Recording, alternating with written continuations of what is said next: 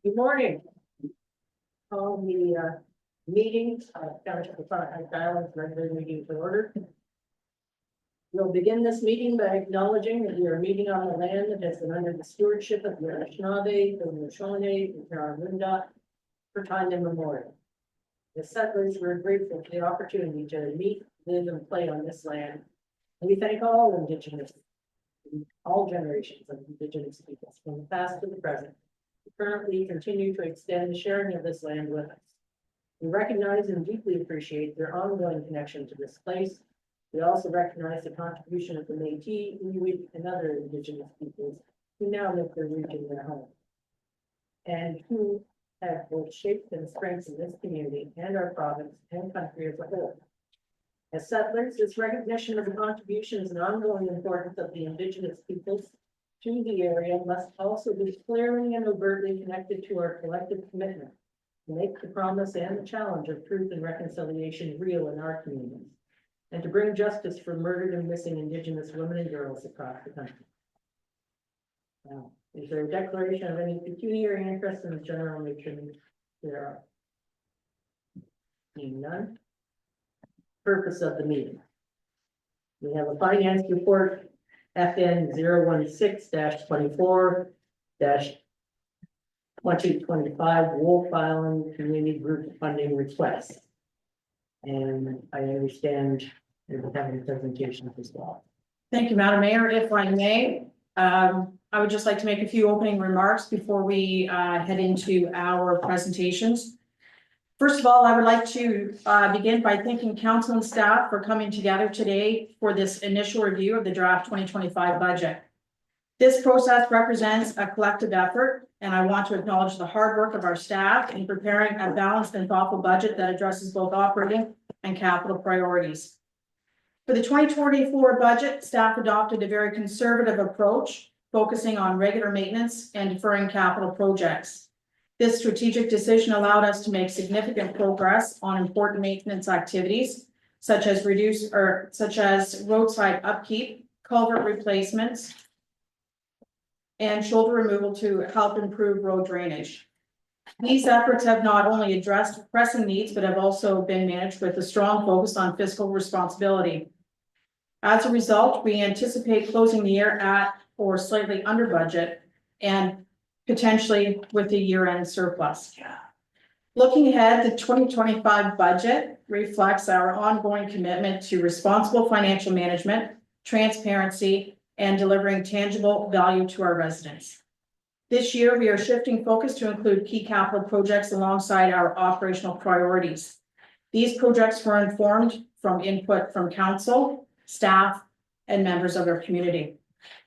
The proposed budget strikes a careful balance, recognizing the financial pressures faced by residents and businesses while making necessary investments to support growth and sustainability. Today, we will review the highlights of the draft budget, including key projects, projected revenues and expenses, and potential impacts on tax rates. As always, we welcome your questions and feedback throughout this process. I also want to extend my gratitude to all staff members who have contributed to this budget. Your dedication and hard work have been instrumental in ensuring we continue to move this municipality forward and stay on track. And with that, I will turn the presentation over to Jesse Collins, our treasurer, to walk us through the details.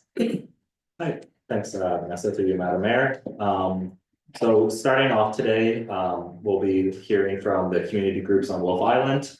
The staff report prepared that was referenced earlier. Basically, this report kind of summarizes all the requests we've seen, as well as the funding they have previously received. Just to note, not every group that has requested funding opted for the optional presentation. With that being said, their funding letters have been provided, so you can read why they've requested the funds. Going into this, I also just want to thank the community groups. This was an update to the process. This year that we've made some changes, and working with all the groups, everyone was understanding and willing to make the changes this year. So that is greatly appreciated from a staff perspective. Regarding that, the funding requests are here. One thing to note is that the request did come in higher than what was approved as a draft budgeted amount. The draft budget amount was $25,245, and the request totaled to $27,180.59.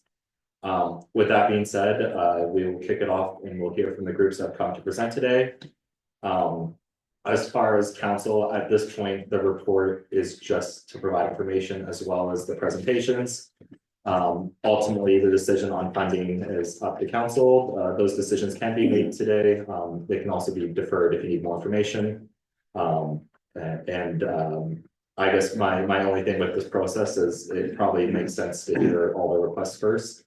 But I will leave it to council to hear out the presentation and make those decisions. So yeah, that's the staff report. I think first on the agenda, we have the Wolf Island Community Medical Clinic.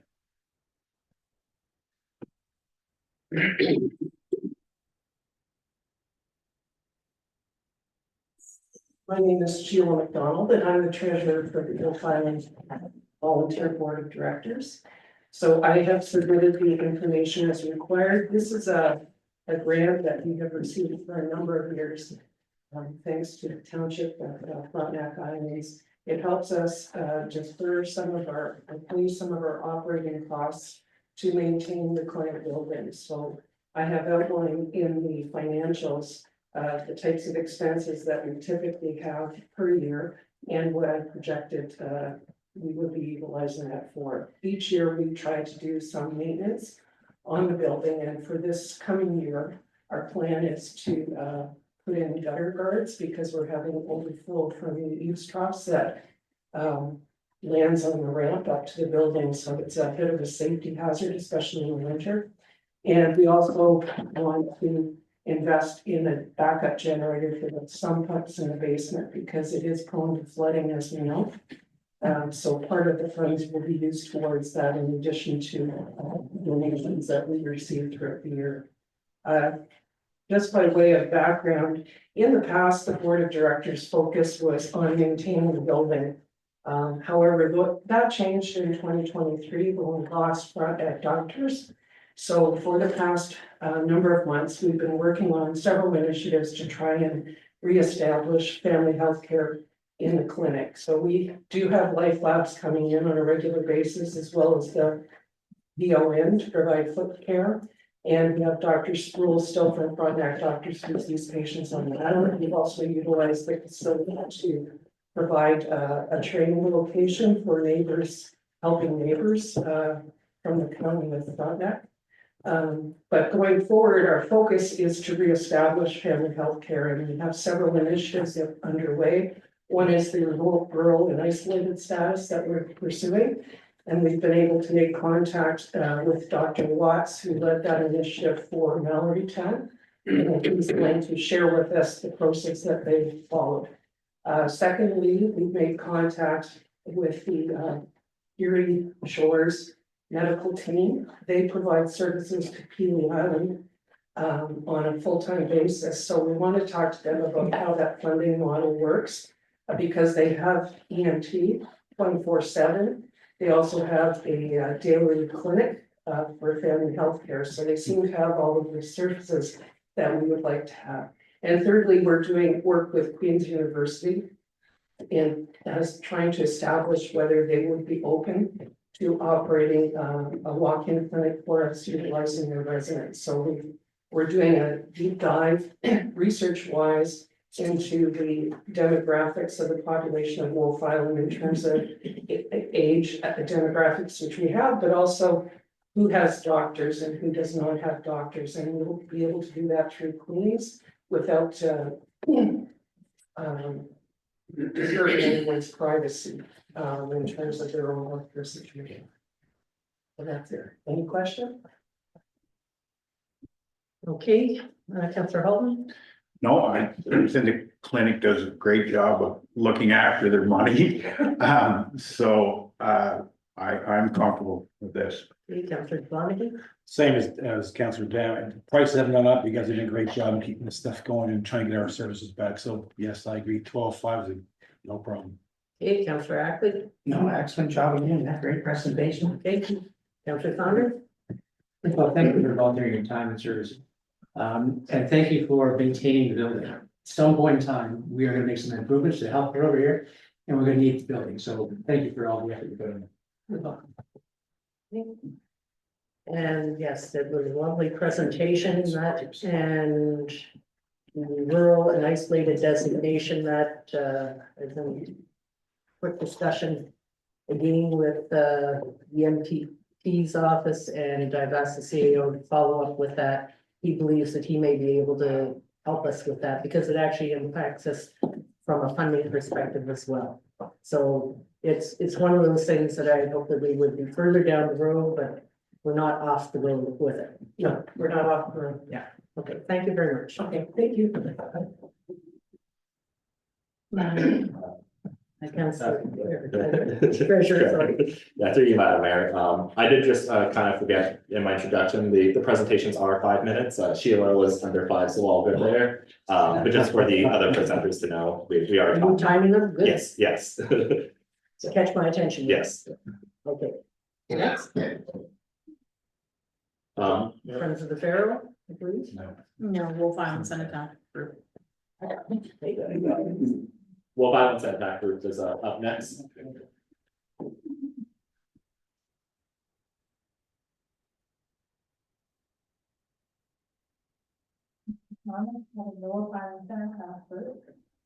Thank you for taking the time to listen to me yet again. All of you who were at the Remembrance Day ceremony saw that the community was really enthusiastic about the announcement that we'd be hoping to build a cenotaph in 2025. And so I'm here today to see if I could get a cash donation from the municipality to cover the cost of the flagpole. It's a new flagpole that, as I pointed out in my letter, will be higher and easier to raise and lower than the one that's currently there. We will have to remove the flagpole that's currently there and relocate it. And so at the same time, we thought it might be a good time to refresh the flagpole, update it, and it's something, unfortunately, we use a lot on the island for half mast. So it's something that's used all year long, not just at the Remembrance Day ceremony. It's quite expensive. It's the quote that I've got is $3,299.59, $3,299. That doesn't include what I'm asking for today, which is over $1,000 delivery charge to have the flagpole delivered. I'm quite confident I'm going to be able to find somebody in the community who will be going up Ferry Way and would be able to pick up the flagpole and bring it down to us here when we're ready for construction. There's the design so far on the Cenotaph project, if we are to get the total funding that we want, is over $61,000. That's a lot for the project. We've gone full on with the stones, the flagpoles, the construction with the proper drainage, new lighting. And there are areas, if the federal government's portion is going to be less than up to 25,000 is what they'll give us. They'll review us and within 3 months get back to us with what they're actually going to give us. That's going to affect what we have to cut from the project. And one of those things that would be the first thing to cut would be a flagpole, which would be, I think, unfortunate, but so I'm here to see, it would be a town asset after the project is finished. The town's agreed to take township's taking responsibility for the project. Excuse me, for the cenotaph. And so with that, the flagpole would become an asset to the town. And so I'm here to see if there's any funding available for that item.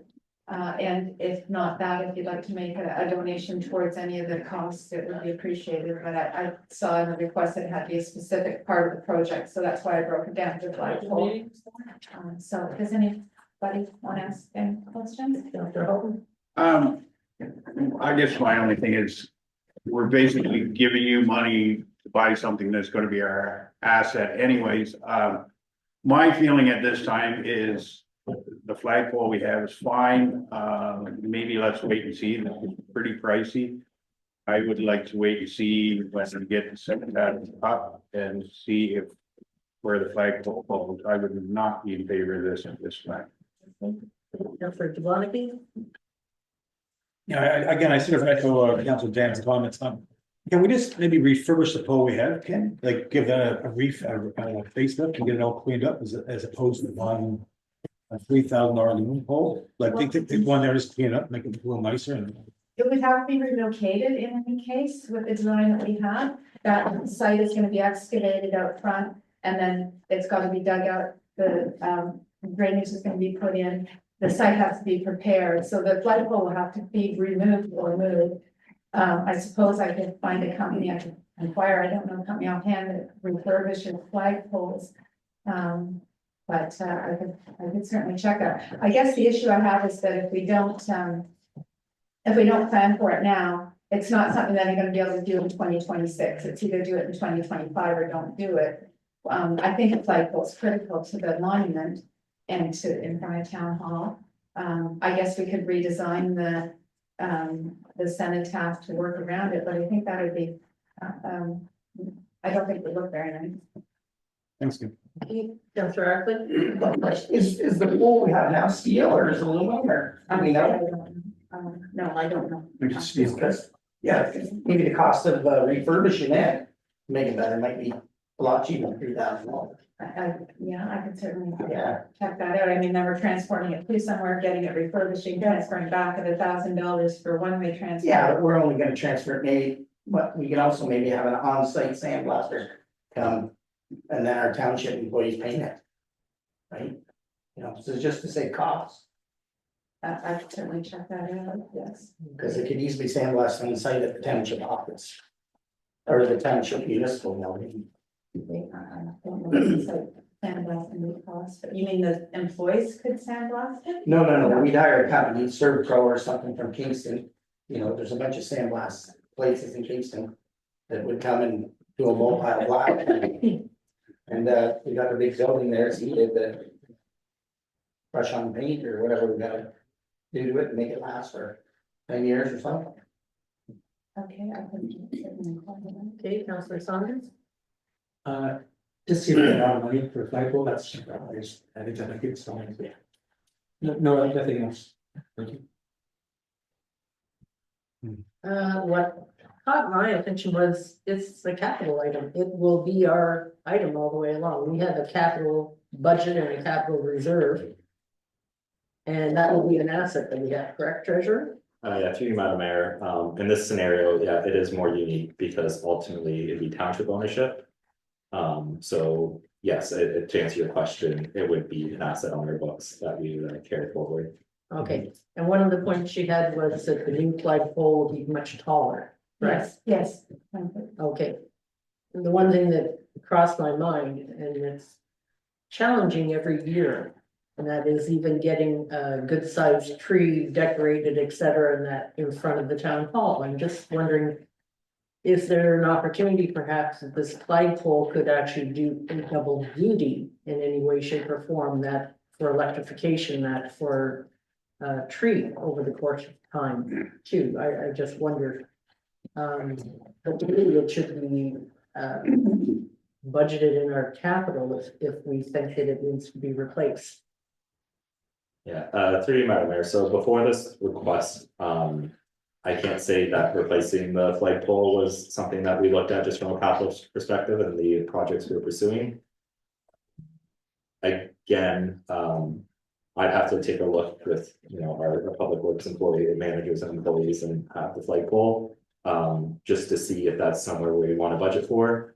And again, this request, like I said, it is a bit unique and probably, again, not along the normal lines of these requests, just because normally, you know, the township doesn't retain ownership, so this does add, you know, kind of a little bit of complexion to the issue, but yeah, just to speak on it, like, again, you know, flagpoles won't last forever, so eventually we will have to replace one. It just wasn't something, you know, that was considered for the budget. Okay. But it is gonna have to be removed for this project to move forward anyways. So we would have to look at reinstalling it at the very least, whether it's refurbished or not. Yeah, through you, Madam Mayor, it would, and I think what it comes down to the grant, because they're having some discussions between me and Kimberly trying to work together and kind of to get it done. I haven't again seen the full breakdown of, you know, the costs to remove the flagpole, and, you know, to reinstall it. I know with the cenotaph, we've looked at, you know, getting the area ready and getting concrete and, you know, supplies of granite. Yeah, with that flagpole, again, yeah, we're scaling up the space, it's gonna have to be moved, so there's gonna be some labor, there's going to be some costs associated with that, kind of regardless related to the project. Okay, so from a big picture perspective, if we're gonna have a brand new cenotaph set up there. And the flagpole needs to be installed there.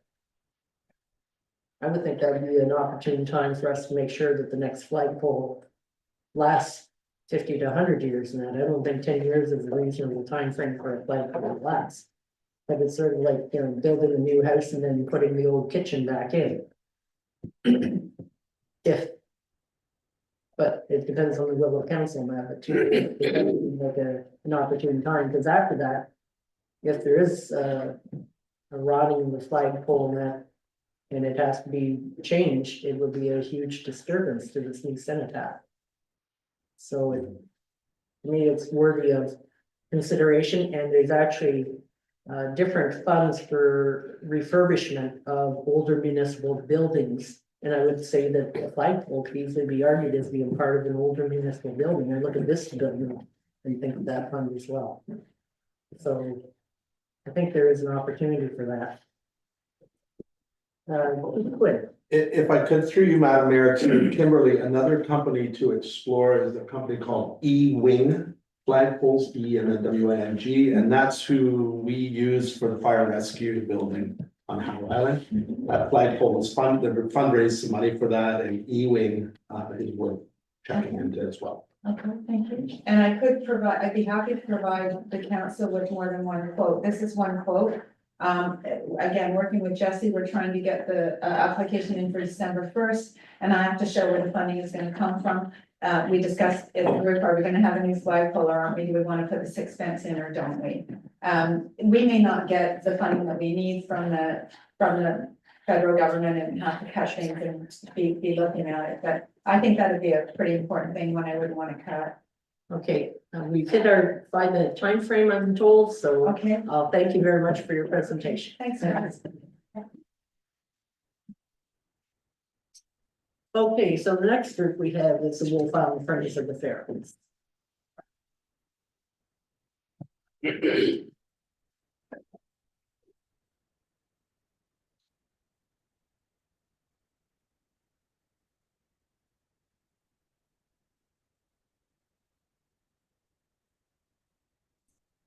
Thank you, Mayor, Council, and staff. My name is Jan McDonald. I'm the treasurer of Wolf Island Friends of Ferals. I'm accompanied by Jana Mills, who's one of the founding members of the charity. Without her, we probably wouldn't exist. So once I talk about the financials of our request, Jana can answer any questions you have about our history.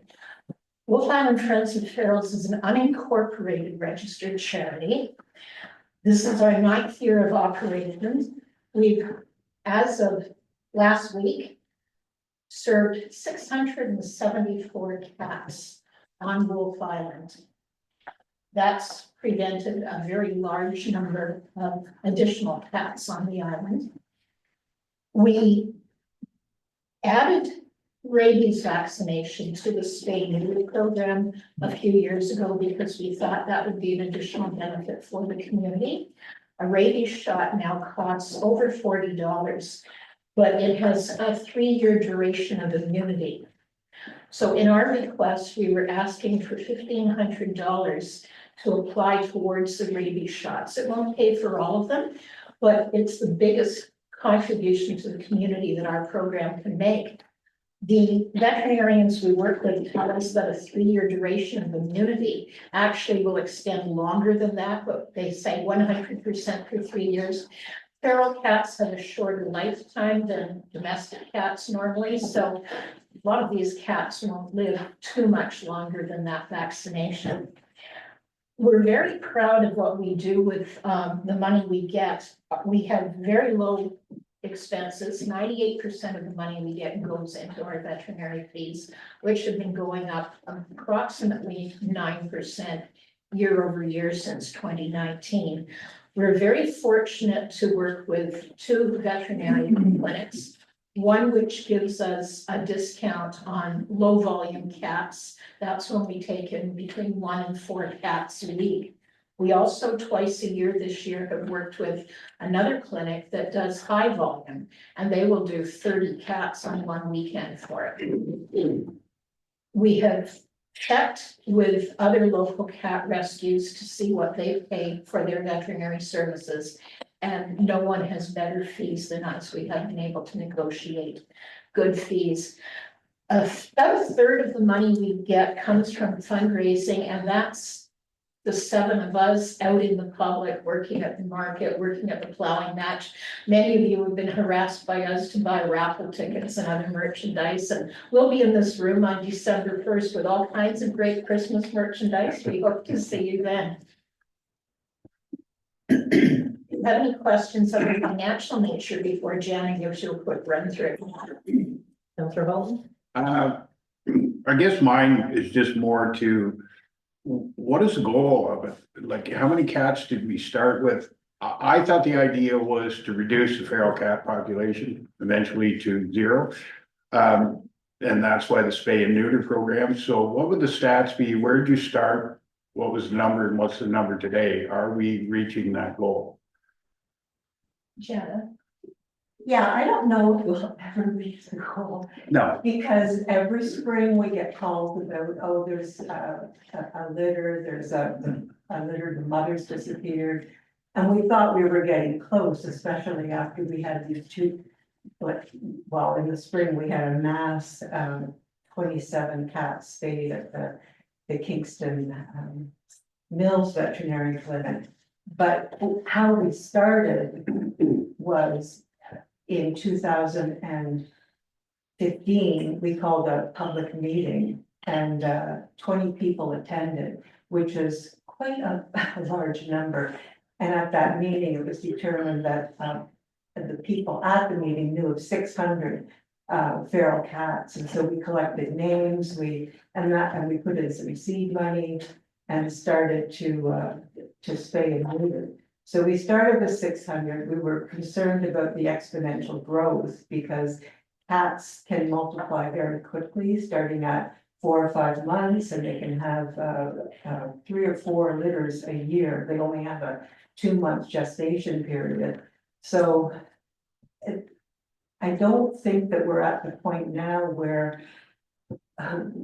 we've got all the cats that need to be spayed or neutered. We're still getting calls about, prowling toms and pregnant females, and we have to wait until those females are 4 months before we can take them to the vet, before they're able to be spayed or neutered. So we have partnered with, more recently, the Animal Rescue in Kingston, and any of the socialized or, people are feeding the cats and giving some shelter. Then if they are suitable or they're a kitten, then those cats go to the Animal Rescue for fostering and hopefully another home. So I think the honest answer is we're never going to get to 0 because we don't know where all the cats are. Yeah, I guess my point is, if we're going to spend money on it, we started at 600, we're still at 600. Maybe, is there a different kind of program? I asked this because I thought maybe the numbers would go down. I can't keep barn cats anymore. And I don't know if it's because of social media. As soon as somebody sees a barn cat run across the road, maybe they catch it and they take it somewhere, but can't keep the barn cats like you used to. I had a big rat problem last year, so that's why I just wondered if we had reduced the population or. Oh, call us. Yeah. You have a good line on. Yeah. Our All cats. right, thank you. Councillor Jablonski? Thank you, Madam Mayor. I know how you guys work and you've done a great job. I mean, I can't see you getting ahead of the cat reproduction cycle anytime in the future, but on the other side of the coin, if you didn't do what you did so far, I can imagine the amount of cats we'd have running around right now. So, yeah, I support you guys pledge for 1,500. Councillor Ackland? Same as what Councilor Jabana, straight up. Like you're doing a great job, you're keeping it steady. I'm a cat lover, I have 2 cats at my shop, I take care of my mice, love it. You know, and they're fixed, that's the way it should be. You're doing a great job, great job. Councillor Saunders? Hey, Mayor, first of all, again, thank you for volunteering your time. Our community's run on volunteers, so appreciate that. It sounds like you're getting, you're stating 675 cats and you're also doing vaccinations for about $2 a cat. If my math is close, that seems like a pretty good deal. No, our vaccination's about $40 a cat. No, it's costing, your request is for $1,500 and you're looking after 700 cats. Oh, So yes, no, that seems like a good deal. in 1 year, we will do between 50 and 75 cats. Okay. It's getting harder in some cases to find the cats. Yeah. After the pandemic, it was very easy for a short period because a lot of people dumped their pandemic cats near the ferry. But now we have to go seeking them out. So I'd add one other thing, I guess, people do, there are responsible cat owners, right? They let them know. Do you, as part of your program, any aspect of education in terms of encouraging people to take the initiative to spay their own cats or not let them run around and pay?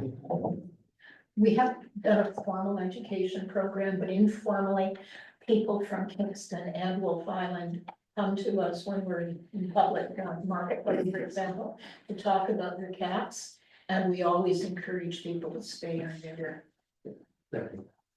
And just to, if I can add one point, we don't spay or neuter anyone's pets that have already, been taken in and the vets wouldn't be too pleased with us if we did that. And this is one of the reasons for the ear tipping. We can recognize a cat that has been through the program, but also, and it may be that someone who has a feral, they've been feeding it out in the porch or whatever, or an abandoned cat. And then they'll call us, we will spay or neuter, and then they may take it in, or it may go into a barn somewhere. We have a lot of colonies in barns as well. Okay, thank you very much. I wish all programs could get 98% efficiency. And yeah, you even beat the warrants as far as I know. I think they're about 87%. So I appreciate the service and you're absolutely right. We would be completely overrun by cats everywhere and if the good counselor needs to have some cats, you guys might be able to deliver a few of those barns. Get them there, just can't keep them there. They get fed free otherwise. Thank you for your consideration. Thank you. Now, the next presentation is from the Wolf Island Historical Society.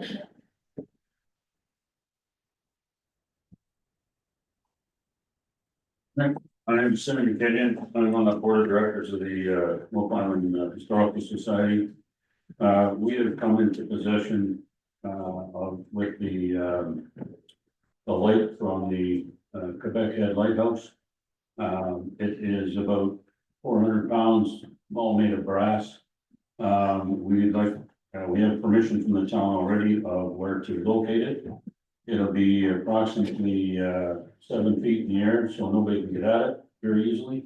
There'll be a concrete pad for it with a aluminum frame around it, so nobody backs into it and knocks it over. And we have a potential donation for the manufacturing of the pedestal and the mounting. We just would like to see if we could get some money for the concrete pad and the electrical hookup so that we can turn it on when the museum is open and then turn it off when it's closed. Councillor Hall. I just find this quote a little bit high, like $2,000 for a concrete pad is, how big a pad are we talking? 5 foot square, probably 6 inches deep. I got this price, the price from Mike Telfer. Yeah, so, and even the pedestal, I mean, I know aluminum's nice, but maybe we could carve that down some. We do have some local welders and. Well, the aluminum pedestal is probably gonna be done free. Okay, So it's just the electrical and the concrete pad that we're looking at. okay. So it'll be oh, okay, so that's where your quote is, all right. You have done your homework. I hate to say no to you, Sandy, because you do a lot for the community. Councillor Jablonski? Yeah, so thanks, Madam Mayor. So 33 is what you're really asking for, saying just to get the electrical and the concrete pad built. Yeah, no, I have no questions. Seems like a reasonable cost for that, those two items. Okay. I'll go around the council first and then I'll go to the building officer.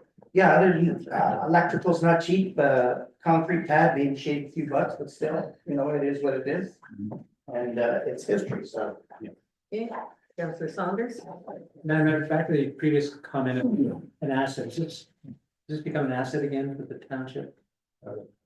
Yes. I'm not quite sure how that works. So I'm not sure the building's an asset for the town. Yeah, I believe our property is the entire property, including the building. So to me, it is an asset. You can ask the administrative side.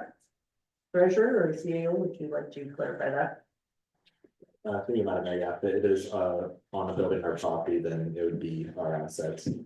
Assuming again, we'd probably just have an agreement just to state the township would take ownership for maintenance. Yeah. But yeah. Okay, now our chief building inspector want to speak up. It's about 30 inches in diameter and I have a picture of here. And probably just under 40 inches tall.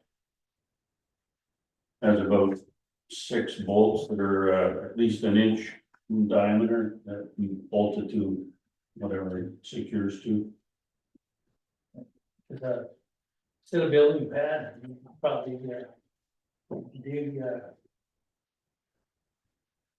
down and put a 20-inch sonotube. I don't know how much ground there is other than rock. Well, it's even better if it's not, and you can just build yourself a sonotube. That way you would end up being collision proof and it would be a lot cheaper than a 5x5 pad. And what happens if a car backs into it? It's anchored into the rock. You would scrap the car before you even budget it. How far down do you think you'd have to go? If you own bedrock, you just put some steel anchors into the bedrock and you sit right on top of bedrock. I'd certainly open up any options for that. Yeah, just let me know and I can design you a plan to do it and That'd be perfect. I mean, right now we work using tubular frame to make a triangular base, so the base was wider than top, so it would top of it. If you've got something that would be better. well, that's what when I use the flagpole, it's a Bigfoot and the sonotube, and you put a flagpole on or anything. And you stick it out of the ground the height you want, and you end up saving collisions or something's gonna hit that, it's gonna break itself. Mhm. Okay. Well, open to suggestions, that's for sure. Okay, and that seems more than reasonable, Matt, since he is our building inspector, so anything that's being installed on our property. That would be important. The one thing that, 2 things come to mind, and one is. We know how close we got high water and that, and so while this is gonna be elevated, I wanna make sure that whatever footing is there, that it's never gonna be. Disturbed by high water again. And that's so sonotubes, if that is some solid construction, fine, if it's the concrete, it's not my area of expertise. But I did wonder about whether or not the solar paneling could work in some way, shape or form rather than electrical, and that for 2 reasons, aside from it not requiring a lot of electrical wiring in that and turning on, turning off. It would also fade away over the course of the night and be less disturbing potentially to anybody else, and that, but during the course of the daytime, that it would illuminate the mechanism, and basically, I think it's more cost effective. And maybe we weren't intending to have it on full time, because there are neighbors there that 7 feet high could be, you know, In their bedroom. yeah. So, that's why we were thinking of having some way of shutting it on and off. And if solar power is an option, we can put a switch in, and can look at that too. Some sort of timer or something of that nature. Okay. So I can work with you on the design. Okay, That's all I have. okay. Thank you very much. Thank you. Now, we have a motion for finance report, FN 016-2425. Community group funding request to be received. That doesn't mean that we've approved them at No. any point, No. it's just we're receiving them. Moved by Councillor Holton, seconded by Deputy Mayor Solomon, that finance report number FN 016-24, the 2025 Wolf Island Community Group funding request be received. All those in favor? Motion carried. Thank you. Now we've gone to the Public Works Report, PW 010-24, 44 Howe Island Drive drainage. We're going to have prepared by Mike Quinn, but it's in that Mike Quinn is going to speak to us. Thank you, through you, Madam Mayor, this location is 44 Howe Island Drive. We've been to the location twice, the property owner has requested consideration for this coming budget. Let the municipality take on an issue with respect to drainage. The report is pretty straightforward. What's really crystal clear is that the municipal infrastructure has not changed there, that infrastructure, culverts and roads have been there since almost the beginning of time.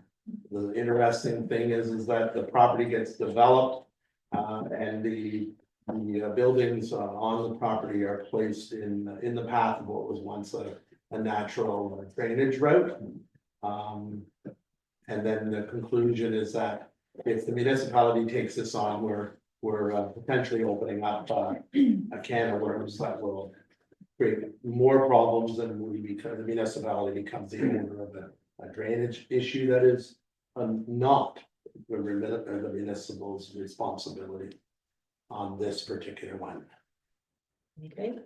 Questions, Councillor Holton?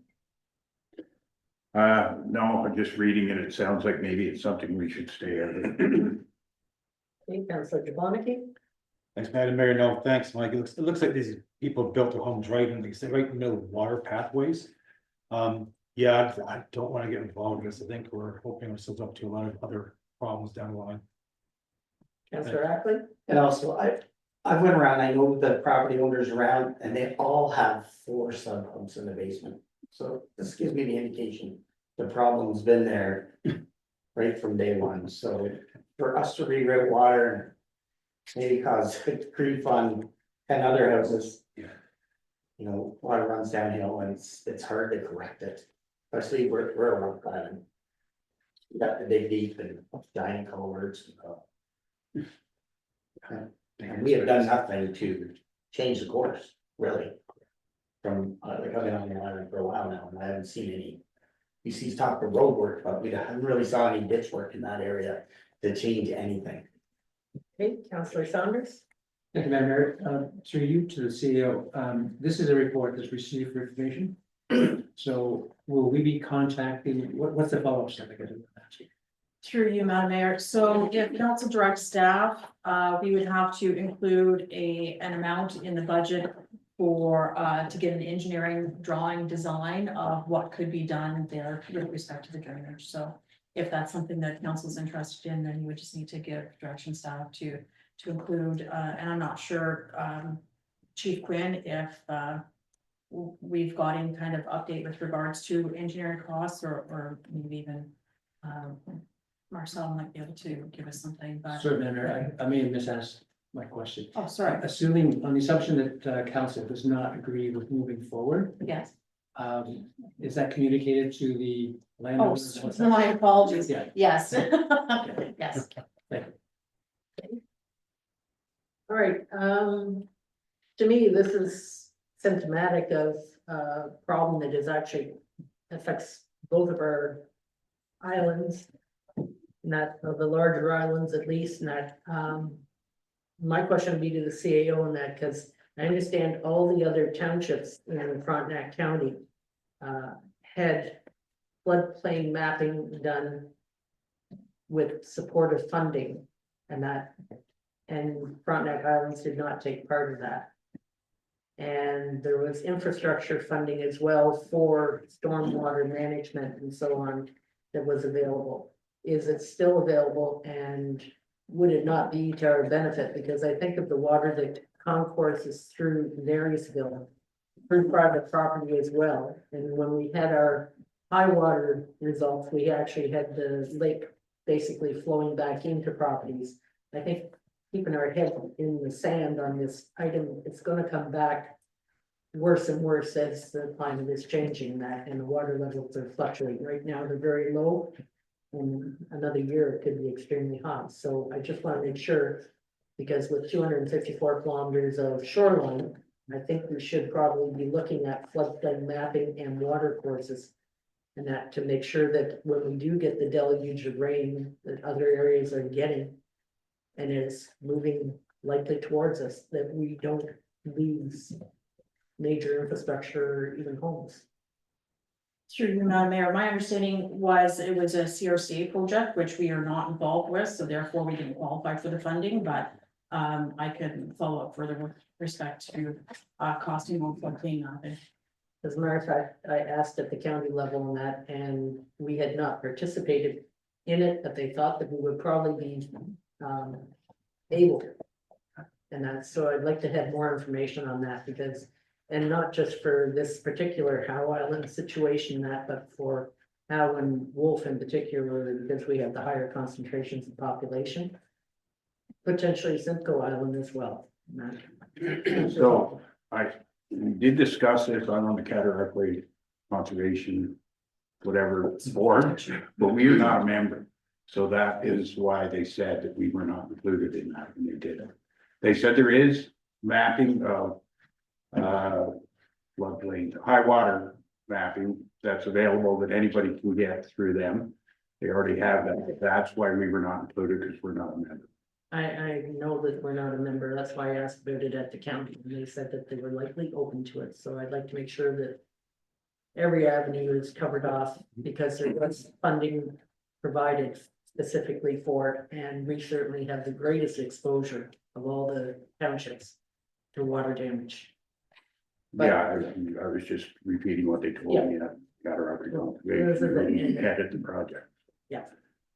Yeah, no, there is a decision by a previous council not to join Cataract Way Conservation Authority in that, because it can only influence the construction of weirs and dams on the mainland and not over here. However, they do have other services that can be accessed and that, but it'd be good to have the right information for this before we end up with more damage, and especially when there's been provincial funding available for it. So if the CEO could report back to us on that, that would be wonderful. All right, so this particular report, Thank you. Excuse me. Moved by Deputy Mayor Saunders, seconded by Councillor Ackley, the Public Works Report number PW 010-24, site inspection at 44 Howe Island Drive report be received, and further that council accept this report for information. All those in favor? Motion carried. okay, now we got to the fun stuff. 2025 draft budget. I believe the treasurer will get off with that. Bear with me here one moment. Okay, we'll confirm.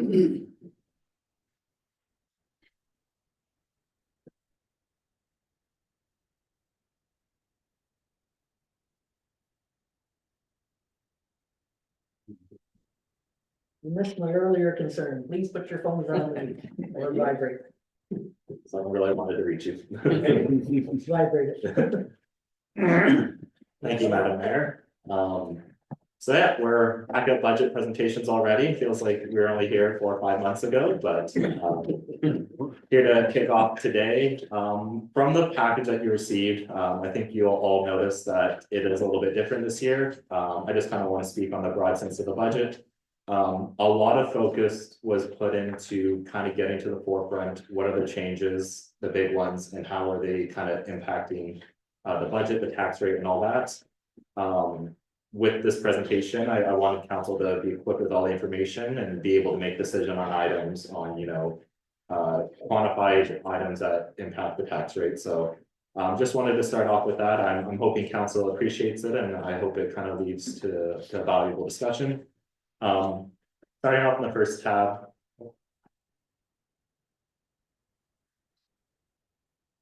So we always just kind of provide a budget timeline. So we started a little bit earlier this year, not too much earlier in the past, but management started to meet at the end of September. On October 8th, we put on our website the opportunity for the community to submit input or feedback on the budget. On October 15th, we kind of started the first conversation approving draft amount for community groups. Management met again at the end of October, so this is with completed budget sheets, talking about capital projects and kind of having a view of where we're at. The November 12th deadline was for the last day that we were accepting resident input, so it was also kind of reviewed then at that point. Community grant applications closed on the 15th, and then here we are today with the first budget presentation. So we plan to meet today, hear your feedback, concerns, questions. We will meet again next Monday. We'll try to implement any of the feedback or changes kind of requested from council.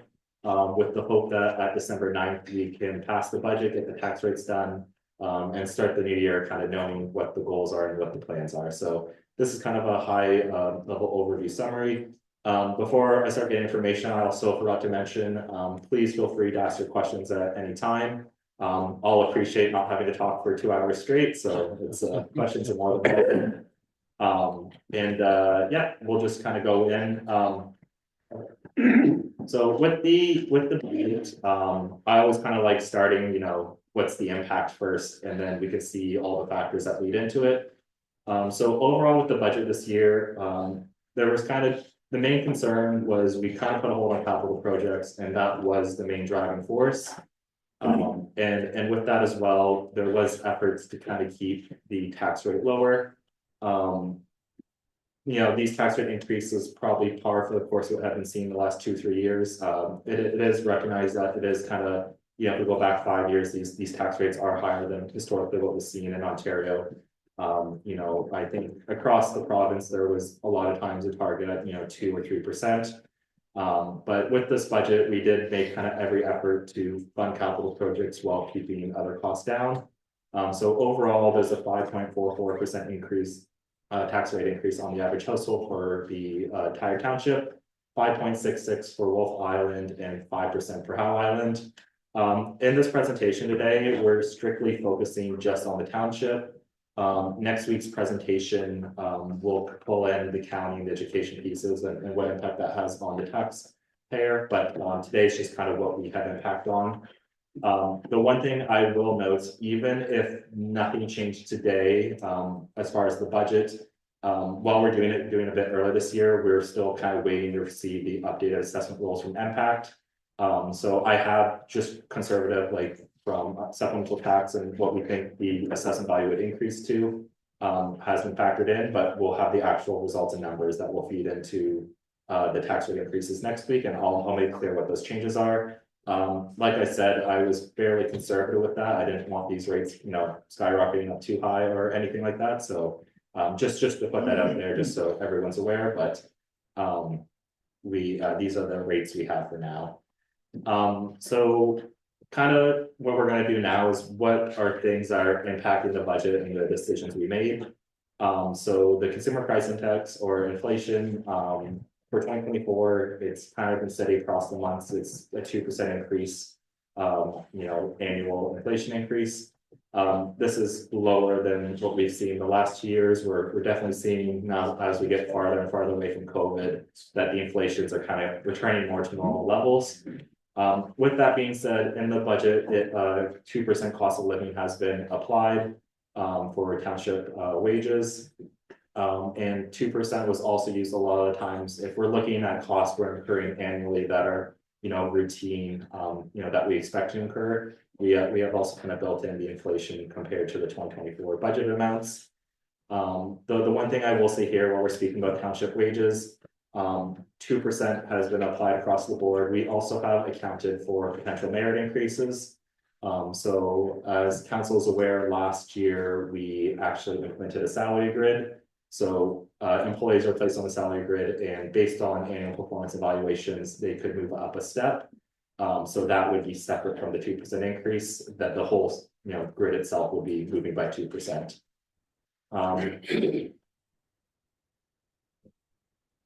So kind of just for budget impacts, I know this is kind of always questions that come up, and to save myself having to remember everything off the top of my head, I've included all the debt amounts for council to review. I think what we can see here is that we've had a couple loans that either finished up in 2024 or will finish up in 2025. So the debt repayment is coming down for the township. Again, I did also note, of the $40,000 increase, only $3,100 change in interest. So again, it's really just the principal repayments coming down. We're not seeing huge interest savings, and that's mainly because we still have a few of the larger loans that we're still incurring interest on. But again, just from a budget and financial perspective, we are doing our best to make do with what we have, and anytime we're able to finance something and not go through debt and get interest payments, that ultimately sets up the township the better for the long term. Again, with kind of the debt, it's mainly used, if you have larger capital projects and you don't have the, the cash up front to do it, that's when, utilization of that debt cash flow comes in handy. But, for our year-to-year capital projects, for example, roads and things along those lines, we are looking to kind of fund it, through our tax rate and through our reserves. Speaking of reserves, I have the summary for you this year. Basically, this schedule kind of shows where we're at now. I have projected a year-end surplus deficit.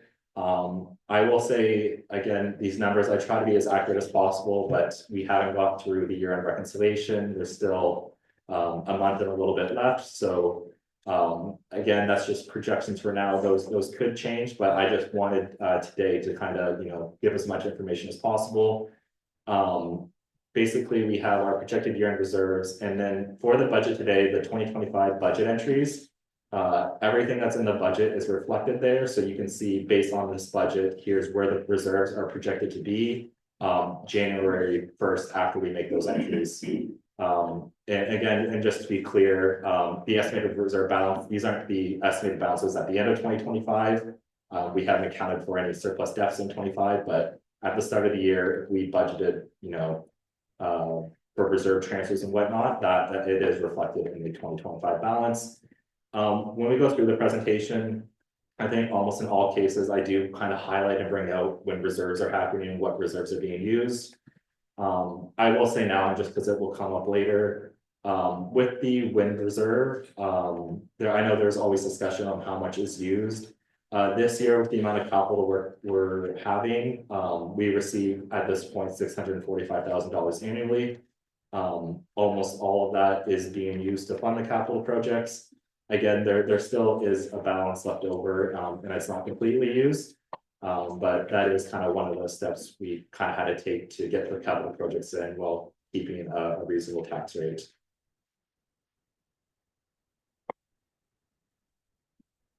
So the obligatory, oh, yes, Madam Mayor. One question, just since you mentioned the capital projects consuming so much.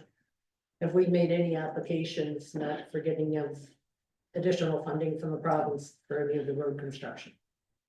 Through you, Madam Mayor, so when we get into it, no additional funding. We are utilizing gas tax and the OSIP money that we get. Again, just for transparency, we get those allocations automatically. Again, we do look for funding where we can, and we will kind of get into more of that in a little bit, but yeah, just to answer your questions, beyond the kind of usual OSIP and gas. So we haven't made any specific applications for specific projects, For roads, yeah. for roads. Yeah. Okay, perfect, thank you. So moving on, the obligatory reserves, what we have here is, just again, to kind of give the high level accounting lessons.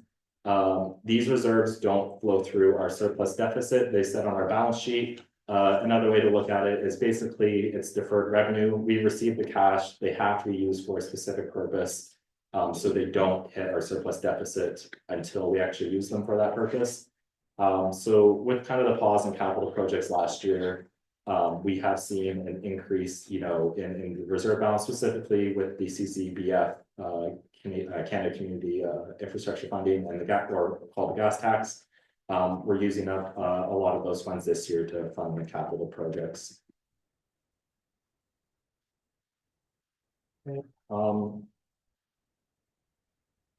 So this is kind of the summary of what's raised by taxation, comparing to what was raised for departments in the past. So, you know, your operating revenues less your operating expenses, got your net operating, and then your capital revenue less capital expenses, you have your net capital. One thing here, and if you were to kind of look back at last year's budget slides, is there has been a shift again. Net operating actually has decreased, where net capital has increased. You can see that there's a lot of capital expenditures in the budget this year at 1.7 million. Again, we'll get through the specifics for each departments, but overall, you know, management's goals while reviewing the budget is there places we can save money to kind of help fund kind of much needed capital work. Going through, again, this is just to visualize it. This is the split between the islands and the general departments. The general department is still getting split 70-30 Wolf Island, Howe Island. Again, these slides as well, this is just a high level overview. Again, just kind of presenting some of the same information just for council to kind of see the impact. General is a little bit different. So we did speak about decrease in operating. General has seen increase in operating, and we'll get into what those increases are. And less kind of work put towards capital. Wolf Island, again, here we see a 4% decrease in the net operating costs, but a very large increase in net capital. And then Howe Island, again, we're seeing a decrease in the operating and an increase in the net capital. Here's just the summary of salary and benefits. Again, breaking it down from general, Wolf Island and Howe. Here again, there'll be, in addition to cost of living, there have been a couple proposed positions. So we see the salaries has kind of increased more than kind of 2% cost of living. So that's the 2% cost of living, merit increases, new positions. The benefits, we've seen a decrease. So in the budget, taking a closer look at this year, at least for myself, I look at just the benefits, our calculations, making sure those were correct. Just in some allocations in the past. So there has been some kind of recalibration with how much we've been budgeting for benefits and kind of getting that to be a more correct amount. So that's why we're kind of seeing those move in the opposite direction of the salary benefits. Overall together, it's a 3.1% increase across the board. So again, trying to be in line, you know, with what else we're seeing in the budget. All right, so now we are at kind of the start of going through department by department. So, oh, yes. Councillor Saunders. Madam Mayor, if I could, so before we get into these specific ones, I had a couple of questions on your overall stuff. Can you clarify for me? I understand, sorry, Madam, through you to the treasurer. I keep hearing that MPAC is still based on 2016 assessments, but you mentioned and changed the assessment. Can you update that? Yeah, through you, Madam Mayor. So yeah, we are waiting for the overall impact reassessment. I think it's been delayed. The last one we had was 2016. With that being said, their impact does account for changes in the year. So for example, if someone has a vacant property and they build a house, we get updated assessment value changes. So again, yeah, we're not waiting for a whole new reassessment. It's more we get an updated value kind of for all the properties, because MPAC is still doing that work on the change within the year. So if I could, so if you have a house that was built before 2016, you were assessed, and you have nothing to do with that property between now and 2016, and now your assessment has not changed, right? Yeah, correct. Okay. So it's only renovations or new houses or whatever. Yes, yeah. The second is, you talked about wages. So the numbers that are in there, are they, does that include a 2% increase? As well as the projected merit increase based on the wage scale? Yes, Okay, thank you. Yeah. And during our presentation by our accounting firm, they talked about reserves. And I see now for how it's 11%. Which I believe the accountants indicated to us, it was. That's on the low side. So really, it's more of a theory, that's right. Yeah, it's a rhetorical kind of question to you, something to think about. So are we in danger of not being able to apply for substantial with our reserves? Through you, Madam Mayor, I guess. The reserves, again, they are a bit lower than what we would like. As far as applying for loans, I don't know if we would be looked at just specifically for Howe Island, if that would, affect any kind of agreements or negotiations. With that being said, when we look at the Howe reserves too, those reserves we're looking at specifically are, reserves set aside again for specific departments or purposes. Those reserves were hopefully saving up to either, cover any unexpected costs or kind of future capital projects. So I guess at this time, I wouldn't say, I'd say we'd like to see them higher, but I don't think they would impact financing. So no big red lights or alarms going on? No, not at this comment. Thank you, Henry. Okay. Just going back to the Howe Island reserves and that. Yeah. Historically, in that when the most recent ferry was provided by the MTO. I believe it was done on an in-kind type of basis, and that they actually came up with the amount of 20% of the funding that they do provide. They took over a quarter of the year expenses of running that ferry, which seems like a lot to ask for in that. So I'm wondering if there would be prudence in starting a marine reserve just in case there's an expense that comes along with that. And if you have any recommendations on that, whether there's some magical way that you could get some funding towards it just to cover our base on that. And also when you mentioned the reduction in benefits, and that everybody pretty well aware that benefits usually go up and that, but I understand the removal of the $100 a month for cell phone use of counselors who are not provided a cell phone, not provided a laptop, not provided anything really, and that's going to be cut in this proposed budget. So is that where the reduction in benefits is coming from? So no, the more the reduction we're seeing there is the benefits we're looking at here is OMER, CPP, EI, those things. When I looked at the budget this year and I was calculating those out with our salary numbers, I wasn't aligned with, historically what's been budgeted. I think it was a bit higher than what was needed. So it's kind of bringing those back more down to, what I've calculated to be the benefit costs. So in a normal year, if our salaries are going up, we kind of expect the benefits to go with us. So it is a bit abnormal to see that. But I do believe the numbers I'm presenting will kind of be more accurate than what we had before. Thank you. That's really good news. Try to get good news when I can.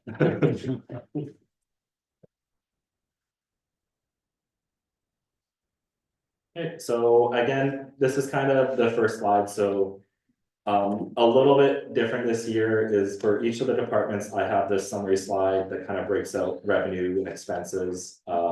This one isn't the best example, but for other departments, I'm sure you've all reviewed, you'll see, salary and benefits, materials, contracted services. Again, this is just to kind of give those broad categories and seeing what's changed.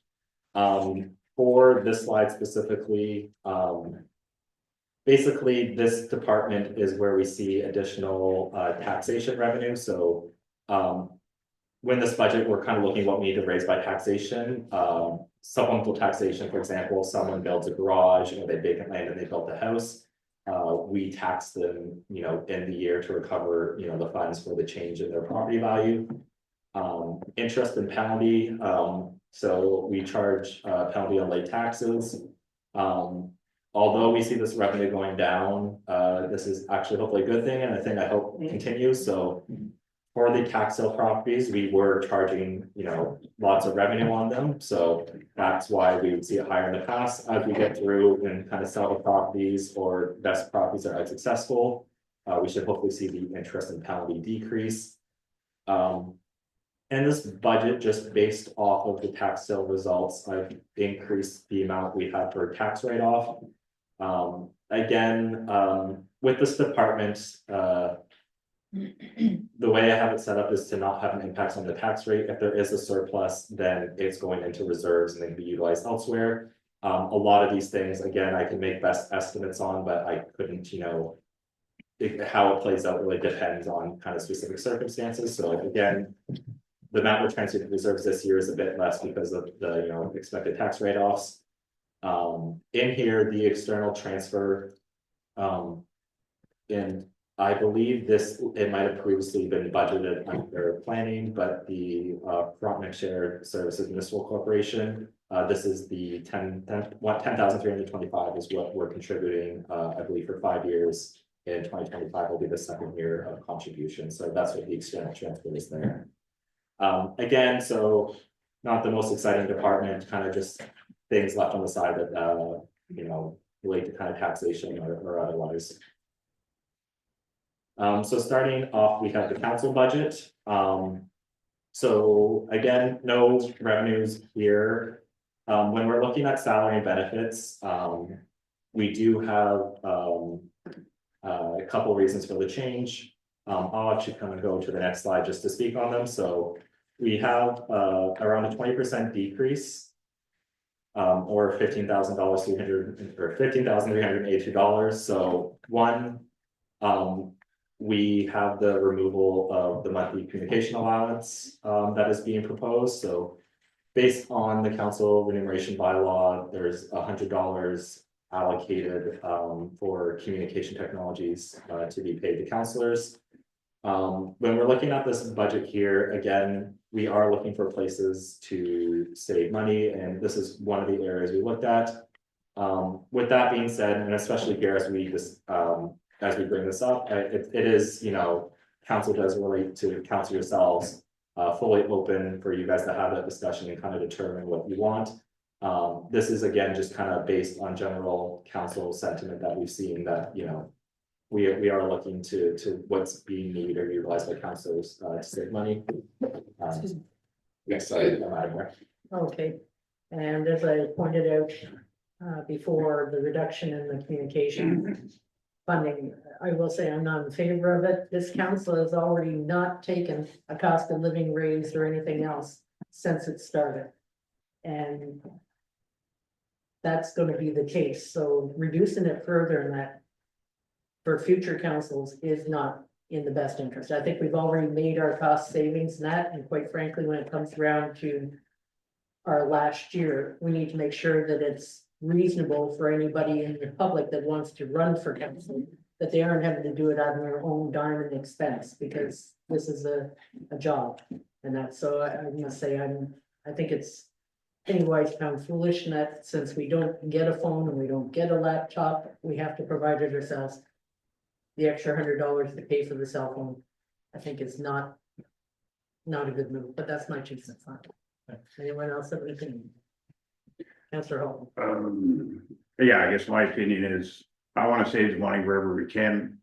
I didn't take the job as a job. I already paid for a phone anyways, it's unlimited. I don't need the 100, I'm fine with it.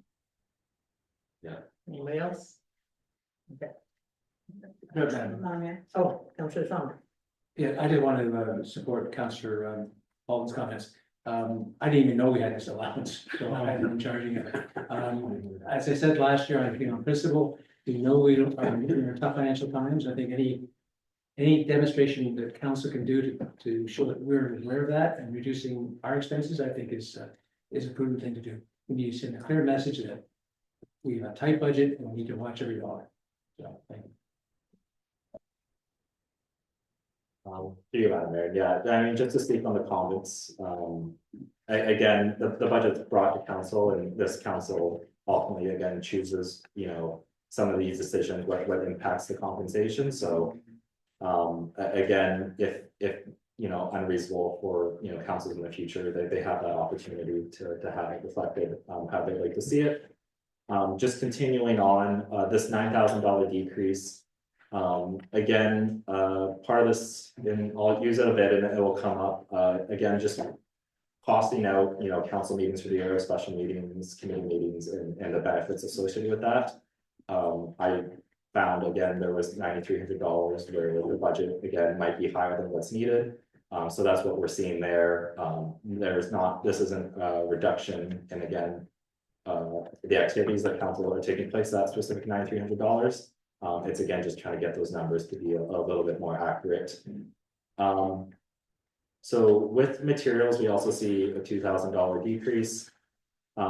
Again, this is kind of just based on saving money and council sentiment. So I think it's actually probably easiest for the next slide. So in the current budget, there has been a decrease for council training and conferences, which would then serve into less mileage expenses being needed. Again, these budget amounts, they do save money, they do have impacts on the tax rate, but ultimately, you know, for council, what they think is the best use of time, services, and money, and whether funds should be allocated for that. So again, I welcome discussion from councilors if that amount should be increased or, but as it stands right now, the training is increased by 1,100 and there are currently no budget for conferences in the 2025 budget. Okay, Councillor Holtman? I totally agree with this. If I'm gonna go to anything, I'll pay for it myself, but that's only my opinion. Councillor Jablonski? Oh, I didn't have any questions. I agree with 100%. Councillor Ackley? I also agree with that. Okay, Councillor Saunders? I support your recommendation, if that's what we want to call it. Thank you. Okay, and I disagree with it. I think that there's lots of opportunities for training that this council should have accommodation for, and you should also be networking at conferences, and that it's an educational piece, it's a networking piece. That's how you can get things done through personal relationships. So I think we're being penny wise and pound foolish to cut this. And I know of no other township that would have zero for conferences, alone zero for training for council. I think that that is a serious misstep by the. So there's my 2 cents. Thank you, Madam Mayor.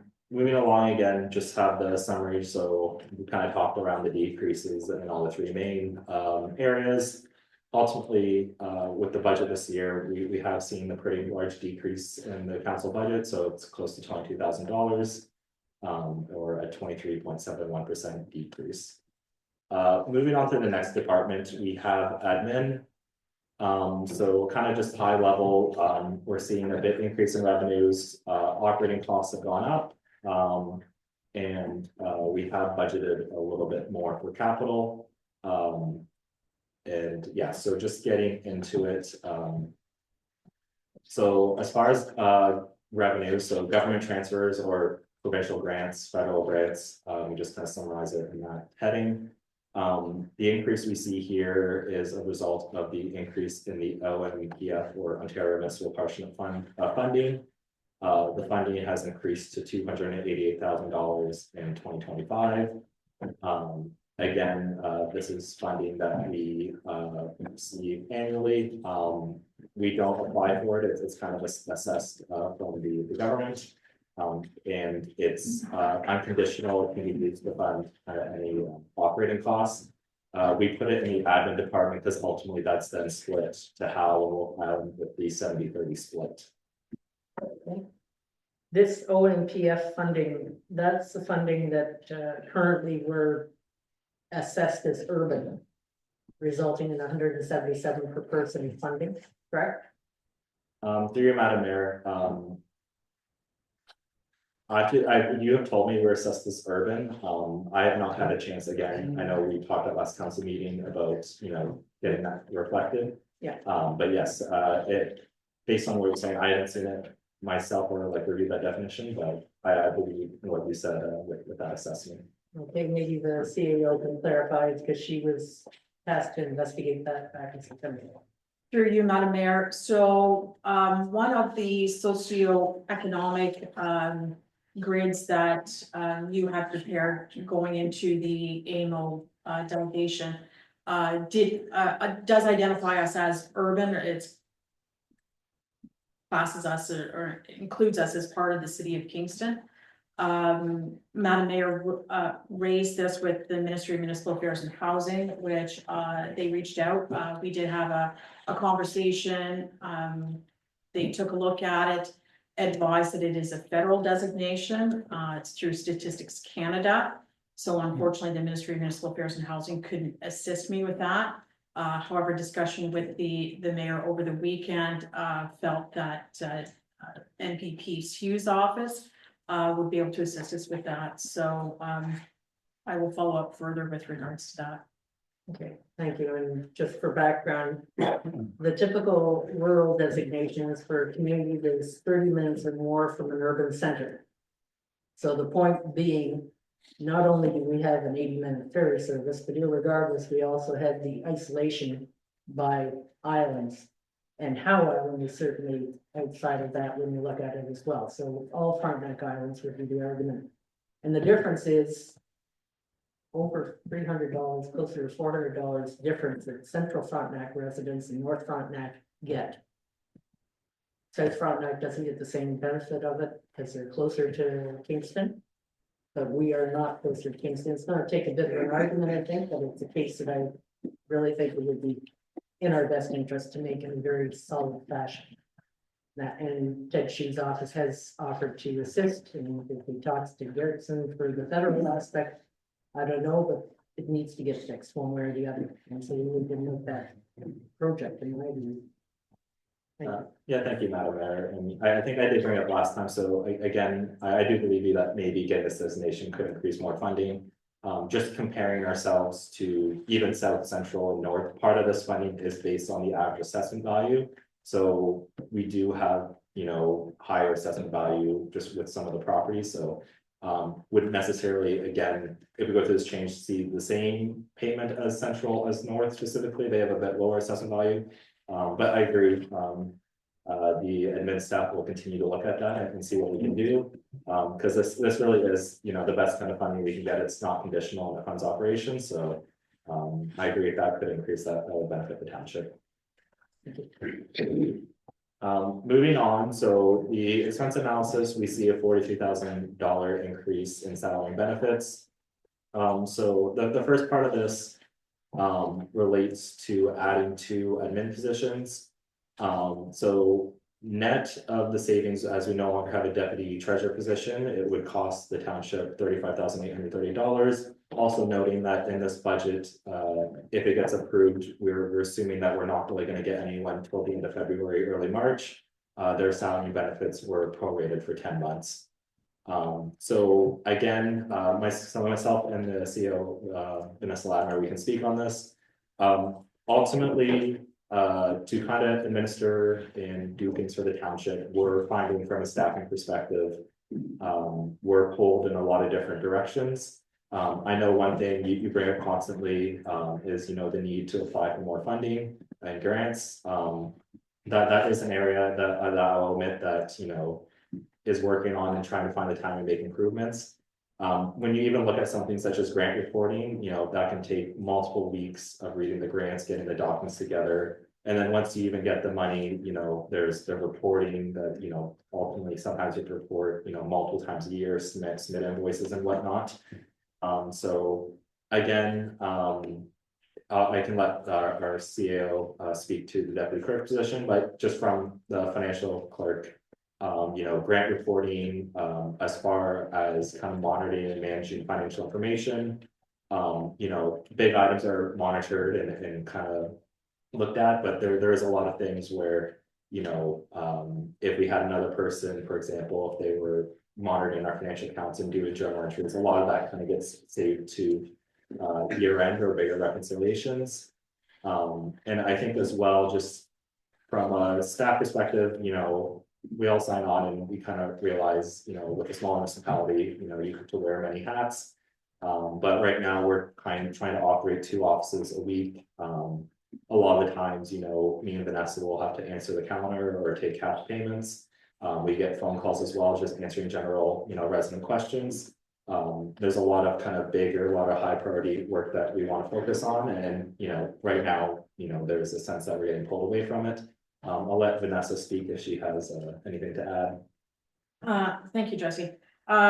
So with respect to the deputy clerk position, I know, Lisa currently holds that, however, she does not have the time to do everything that is required for the deputy clerk position. So right now, a lot of my time is spent doing agendas, minutes, follow-up from council meetings where that would be something that the deputy clerk role would to assist me.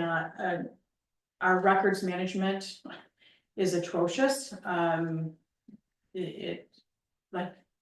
Essentially it's non-existent, which is unfortunate because it takes a lot of time to try and find stuff in the archives.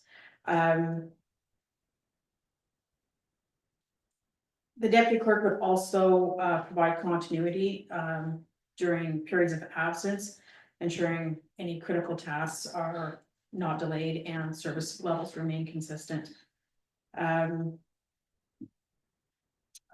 I'll just leave it at the high level there for now, if any council has any questions. Councillor Hilton? Deputy clerk position, if we took somebody from zero today, how long would it take them to be trained where they could hold the clerk position? What would your estimate be? Through you, Madam Mayor. So ultimately, thank you for that. My goal is for when I retire that the deputy clerk would take over the clerk's role. Ideally, it would be nice to find someone that's had some, even at a committee level, may not necessarily hold a deputy clerk position, but if they were ground zero, didn't have any kind of experience whatsoever, there are several courses that AMCTO offers. So with any position, it takes time to develop the confidence and everything with your bylaws and developing bylaws, etc. So I would say ground zero, at the end of 2025, they would have a really good knowledge base behind them. Okay, and the only, so two positions. I guess my fear is that I always don't want to get overstaffed. I think we can use them. I don't disagree with that. It's whether we can afford them. Like the financial clerk, would there be? What would your opinion be of hiring somebody on contract? Yeah, through you, Madam Mayor. I mean, if it was contract or nothing, I'd take contract. I do think again, that would be helpful. There, again, I think the list of things we're trying to get completed is long. I understand the concern that, you know, if we're coming from the perspective of getting caught up and getting to a better place, you know, if we don't want the kind of staff overhead to continue on, but I do think, you know, we are requesting a position that it is justified and that it can be used. Because right now we have made progress. The general sentiment is that we're always doing catch up and kind of more issues arise. You know, as soon as we knock one off, there's two more to deal with. If we really want to bring up the quality standards, you know, and kind of push forward and, you know, have an admin department, and as the mayor speaks, right, you know, there's all these grants and findings, right, to really kind of push the envelope on that. We kind of just do need a staff from that perspective, but again, with the contract, if council's looking to save money, that could be worked with to test it out and see, you know, what that looks like. Thank you. Okay, Councillor Giovanni? Thanks, Madam Mayor. I've been here 15 years and I've seen the staff in this municipality always woefully understaffed. I've seen it there for a long time. I know you guys are pushed to limits to.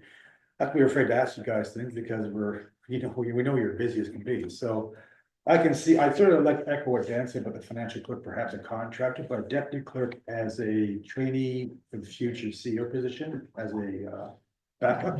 I agree with that. Madam Mayor, Madam Mayor? can I step in for a second? Yes. Water.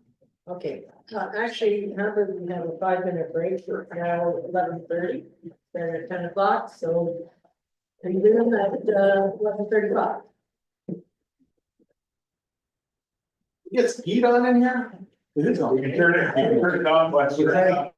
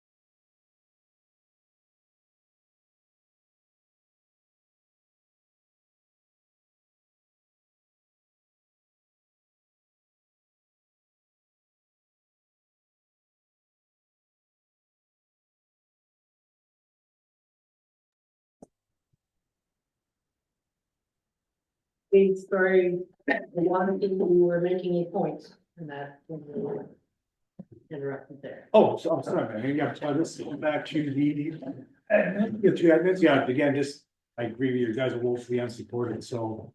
I like the idea of maybe bring a financial clerk in as Council Halt instead of a contractor, but the deputy clerk for our succession planning makes a lot of sense to me. So this, I think it's a good idea. Okay, Councillor Ackland.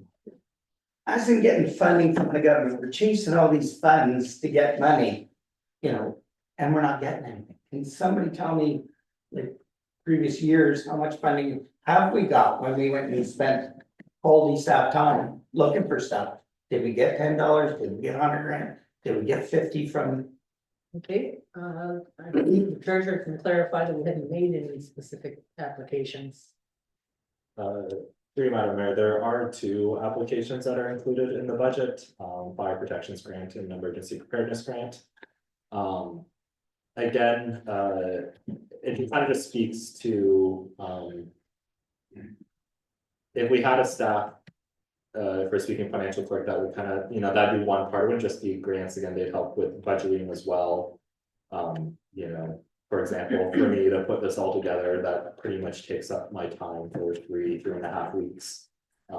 With the other responsibilities as well, but, yeah, I think historically, you know, there might be projects that, you know, if it's out there to have the time to properly pursue and make sure that, you know, our I's are dotted and our T's are crossed, that right now it is just kind of hard with the staff that we have, but. Yeah, sorry, if that answers your question. Okay, just to follow up on that, Chief Quinn and Chief Hawkins, do you have any involvement in grant applications? Since those 2 areas were mentioned. So through you, Madam Mayor, yes, pursued both the fire protection and the community emergency preparedness. Which I would suggest, or not suggest, sorry, I will say was an enormous amount of time and energy to just do those 2. On your part? On everybody's part, and the interesting thing is although we may take that project on, there's aspects of it that we need the treasurer involved in. There are some questions that get asked that we may not be able to answer, so it has to be sort of a multi-staff approach depending on you know, what the questions are. I did one where we were successful, the Kingston Community Foundation one. And we received a small amount of money to buy mannequins for CPR training. And I'm still answering questions, still providing this and that as a follow-up, and that was for the sake of, you know, $2,800 or something, so. It's unbelievable, I found it to be overwhelming in some ways. Right, I just wanted to clarify that, is it 80% the chief's responsibility for getting the grant application through, or is it 50% and 50% for administrative tasks? What's the workload division? It's hard to answer, so the emergency preparedness grant as an example, so I was designated as the community emergency management coordinator. Now, that's an interesting title, and the grant application came out. And so then it became the legwork to determine where are the areas of risk, where do we need enhancement, what do we need on both Wolf Island, Howe Island, and so, you know, quarterbacking that, if you will, took a large amount of time. Then it's, you know, as an example, if Chief Hawkins says, you know what, we need 3 generators, then it's sourcing those 3 generators, and the application requires X number of quotes, gather all of that. That was for one item. To say we need a table or again, providing those three quotes. So the gathering of the information is a fair amount of work, and then we needed the treasurer to participate in terms of, Yeah. you know, the What I was going towards was the workload division. I've applied for grants many times. I understand the work behind it. But the actual workload division, because this is a FTE request for support, and I'm just asking how much is done in the department level. And I do appreciate there's obviously support needed at the administrative level. What is that process? 75. Gas, 75-25. if you want numbers. Yes, yeah. That's what I was thinking, 80-20 in that time frame. Okay, thank you. Okay, now, Treasurer? Yeah, through you, Madam Mayor, just because a lot of this conversation just has been focused on the grants, which is one aspect of it. Just to kind of get in position, we are going through lots of tax sales and stuff. So that's something, again, I'm taking on my own.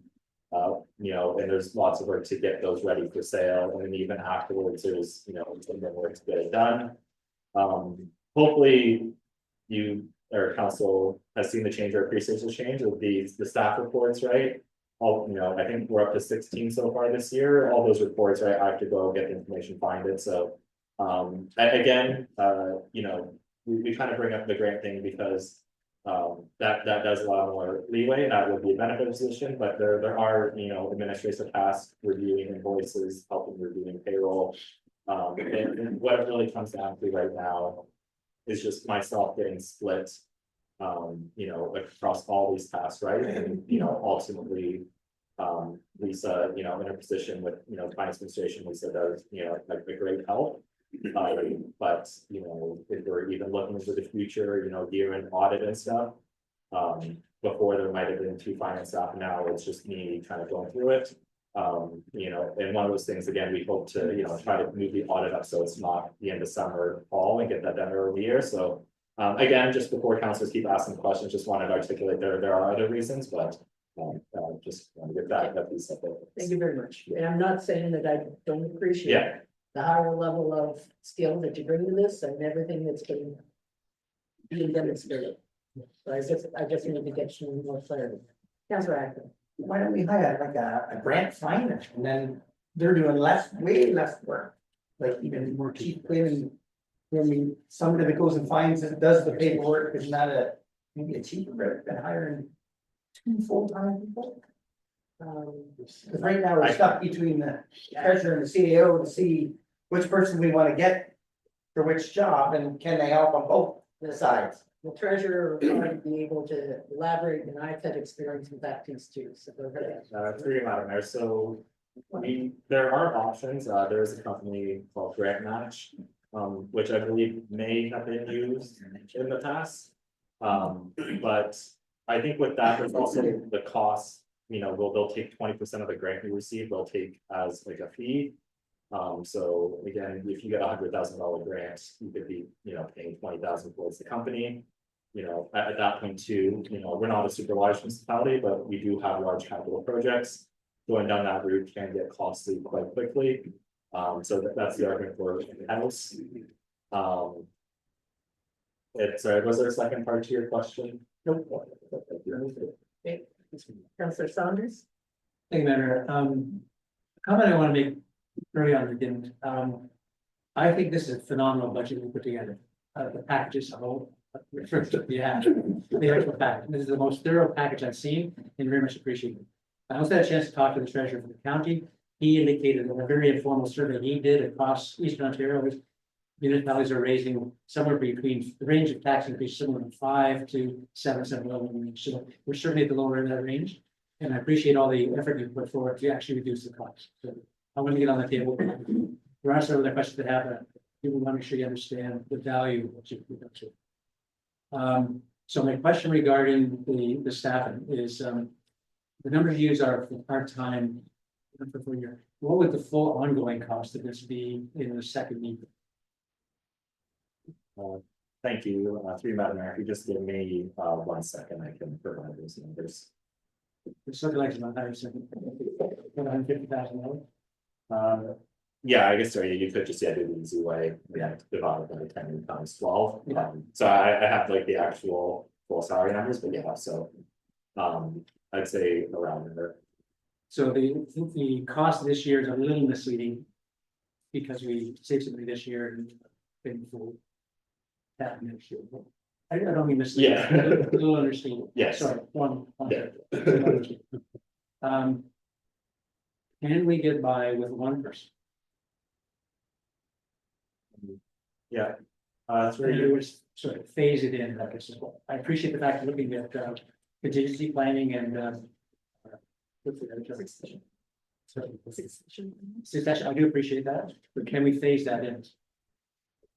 through you, Madam Mayor, so, I think, again, that can be seen as a conservative approach, like, for me to answer this question, I don't want it to seem that I don't think it's valid to have, you know, some employee even a full year. But, you know, I think with regards to that, ultimately, I'm concerned again for the financial management and kind of what we can deliver as an department. You know, without that person, it becomes more challenging. I will say even having the one person, I know will make a significant difference even. You know, as far as staffing, again, just speaking to the challenges we faced as, you know. The unique situation, we have 2 islands, right, and 2 offices. Right now, even, you know, covering the vacation for an employee could mean, you know, I'm here alone. And if you're covering the front desk and the phones, you're quite honestly not getting a lot of the higher, more strategic work getting done. You know, and if we're looking at the value of my time, you know, for what I'm compensated, it's not always the best use of time for me to be answering the phone or, you know, someone coming to make a payment. I'm more than happy to do it. It's not, you know, if it needs to be done. But that is also, you know, trying to, for me and Vanessa, I guess both of these positions, is we feel we have a lot of high level, you know, strategic, very important tasks. And, you know, without those positions, it's just the trade-off is you get pulled away from it. So if your question, you know, the township will continue to operate and, you know, we'll still hit our minimum requirements that were needed. But if we're gonna, you know, improve or thrive, you know, it'd be to a lesser extent than if we have a position. All right, you did not follow, Sorry, I'm not sure if you want to go ahead with your Okay. question or if. well, I was gonna ask my question, and then I'll get to the staff.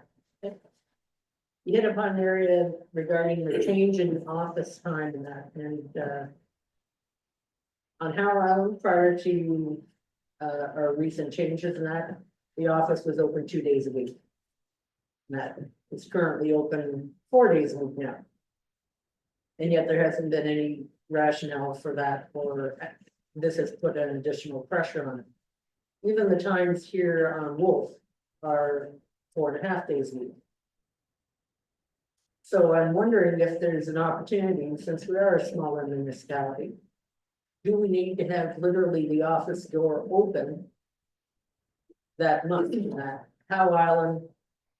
If it were, office hours are from 8:30 in the morning till noon, till lunch. And then after that, the door's closed and you get to have dedicated time. You can have as much time as available during the morning. And that, but after that, the door is locked, you're done. You can leave a message and they'll get responded to by the next day. And that is also something viable for Wolf, and that if that makes it reasonable, and that because in reality, having a focused amount of time is very important. And having the concerns of the islanders addressed, unless it's a house fire, and that usually it can be addressed either in that morning time frame or addressed by the next day. So I'm just saying, sometimes we've made our own worst case scenario by expanding the office hours with not necessarily any rationale for it. And in fact, contracting the office hours may provide us with a concentrated amount of time. That won't address everything that you're asking for here. And that, but I do think that we should look at the functionality of the office as an opportunity for recouping the concentrated time that instead of, I think that it would be acceptable as well. But anyways, that's my 2 cents on that piece. But for 2 FTE positions, I think is a high ask. That said, I think running with basically 3 staff is a thin margin. Currently, Lisa is a deputy clerk. So with that, unless she's indicated that she doesn't want to do that role anymore, we should probably be looking at ensuring that she has the adequate time to do the work. to complete that role. If she doesn't, then that's another question. I don't know the answer to that. You never brought that forward. I do. You do, okay? Through you, Madam Mayor, yes, Lisa and I have spoken with regards to the deputy clerk position. At the time, when the former CAO Robert was here, she had indicated that she was interested in it. She started taking the municipal clerk 1 course. And came to the conclusion that the deputy clerk position was not something that she was interested in. She is very interested in finance and enjoys that kind of thing, so between Jess and Lisa and I, we have talked about some finance. Okay, so we're just hearing now that she hasn't been functioning in any sort of role of deputy clerk. No. So that hasn't impacted her salary in any way, shape, or form. Madam Mayor, is this a matter that should be in the? It probably should be enclosed. I was thinking all the way along. It was brought forward, Matt, but Yeah. I think that at this point in time. The concept of 2 new FTEs, 2 new full-time positions. Is a high ask. And I think that we should have a deeper discussion. On where we're at in an administrative role and that, and what services we provide the team. Because truly, if we are. Going to be increasing that amount of bureaucracy and that. For support, we need to have a better discussion and a better reflection of what we actually can do to mitigate it. And at this point in time, my suggestion is we should probably be looking at office hours availability to set that. Councillor Hall. I'd just like to clarify what I said about a contract position. I meant that we would hire somebody on contract so that at the end of the year, we could say, okay, this is worthwhile, this is not worthwhile. It gives us, I didn't mean necessarily part-time or just start them on a contract. And in that regard, yes, If I just may clarify, so both positions contracted, Just just the finance? okay, and on that note, that's often done in organizations that have potential of a 2-year contract. To see how things are working out before somebody takes a decision to make it a full-time role. And that way, the proof is in the pudding, that either the grant money is coming up, the projects are getting done, et cetera, and if it's self-paying for itself, it really makes it quite clear that that's a good position. So I would look towards that. And just for information that clerks are often contracted in as well. And that clerks do not have to be the sole employee of the township. And that, so if there's an opportunity for limited clerk position, that it can also be considered in that, but that's not unusual. You know, to have the clerk brought in and that to help, as we've had in the past with actually retiring clerks, you know, can work part-time, et cetera. But I think there was a lot more discussion around this particular item. Madam Mayor, if I may clarify, are we looking for a 1-year or 2-year contract? Would we be looking for? I guess my suggestion was a 1-year contract. Exactly what the mayor said, we could review it at next year's budget, say this position's worked out, you know, we've been able to find some additional funding. So it's paying for itself, let's go ahead and especially if that's a good person that we have, we can move them forward. Thank you. That would be my thoughts. Okay, and my thought would be give it a 2-year contract, and that way the next council would have the opportunity to decide whether or not it becomes a full-time position or not. Or a continuous contract, and it also gives more time to see the proof in the pudding. And that, because some of these opportunities for grants have timelines, and some of them are already passed, but they may come along next August, next September, next October. In which case, they're coming to the end of their assignment, and the decision may not be made until February for that funding. So my view, a 2-year contract will be more reasonable.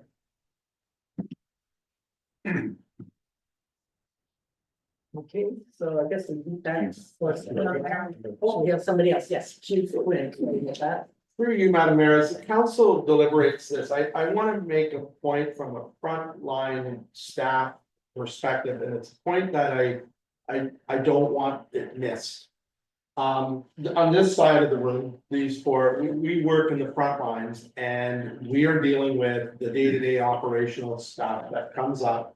Staffing, various challenges that happen, scheduling, et cetera, et cetera. And the reality is that a big draw on the CAO or treasurer's time is what we do. In order for us to continue to deliver the things that the communities expect, we often are pulling the CAO and the treasurer into conversations.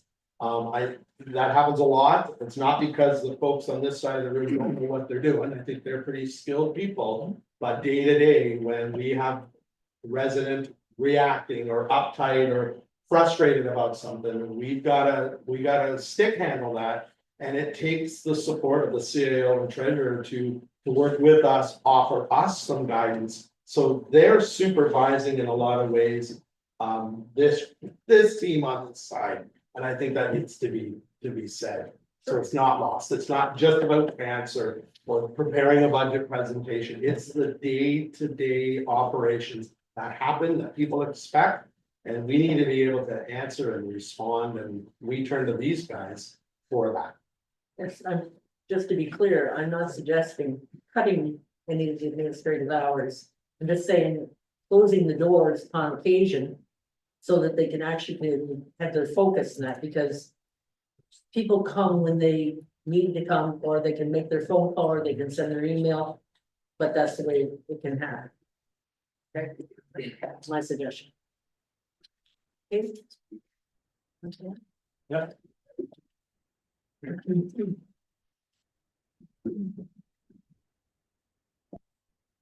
No, so moving on to the next expense category, so we have seen a $9,700 increase in materials. So the first one, again, just linked to our original discussion, just the purchase of office equipment computers for the new budgeted positions. Mainly those costs would be the computers, just if there was, you know, sometimes there's additional office equipment that might be needed as well. Included in the materials, I have included the Christmas staff bonus, so that way it's just part of the budget and what we're maxing. Again, this is based on the original 50 for part-time and 100 for full-time. I haven't increased it as part of this budget, the amounts that were approved for 2024. There's a $6,500 increase for purchase of tolerance software. CEO Vanessa was mentioning earlier, just data management, and this goes, you know, along the way of improving that management in our records. And then $6,500 decrease. This is kind of the first one to pop out. And so with this one, just what's been budgeted in the past, we've looked at 5-year averages and what we're spending this year. There's going to be some expense items where we kind of see a decrease. I think some of this comes down just to council and management philosophy of trying to save money, and just because it's in the budget, you know, don't spend it. We're also kind of looking, you know, if we're seeing opportunities for cost savings, then we've applied to this budget to kind of just be more accurate. So again, that was just looking at office supplies and stationery and, you know, determining that they're, hey, we could have some savings here. Contracted services, so and I guess one thing I will note, so my key contributing factors, it's not going to always add up to what the change is. I did want to pull out the things that are majorly having an impact. The other thing too is that with any budget, you know, just because we've been increased doesn't mean everything's increasing. There'll be some decreases to offset it. So when we're looking at the slides, I'll always start with the, you know, something increases, we'll look at the factors that increase it, and then we'll look at the items that, you know, that kind of offset some of that increase. So 62,000, we've kind of broken it up. This is money that would kind of go externally, either to consultants or kind of professional services. So there's $22,000 for pay equity with our asset management plan. There's the third and final stage. There's additional consulting costs as part of that, so $20,000 budgeted there. And we have also budgeted $20,000 to complete a strategic plan for the township. insurance, you'll kind of see this one pop up to other departments.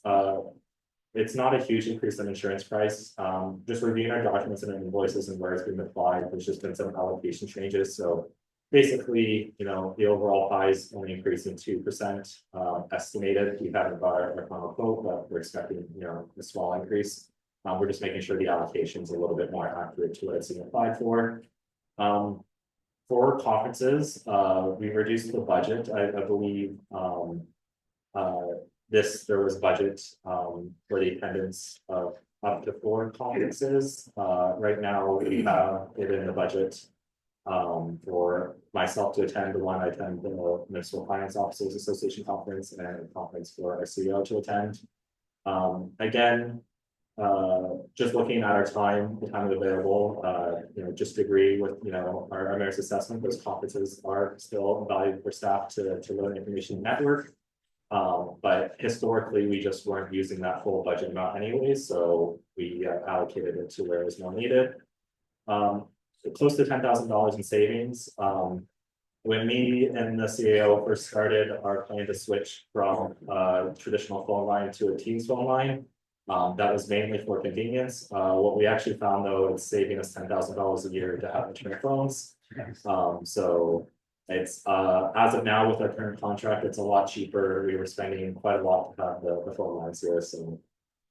Always good news to kind of inadvertently discover those things. The last $9,000 decrease, we have website hosting costs. Again, I believe in the past with the setup, there was some additional costs, so this is kind of bringing it down to what the annual maintenance is. Nothing's changing with that service. Billing maintenance, kind of just looking the work we've done, what we did next year, dropped it by 1.5 thousand. And then leases, again, no change in services. Admin, we do have leases for our machines, copy machines and whatnot. So again, this is just more of a correction to actual expected usage, which results in a 4.3K decrease.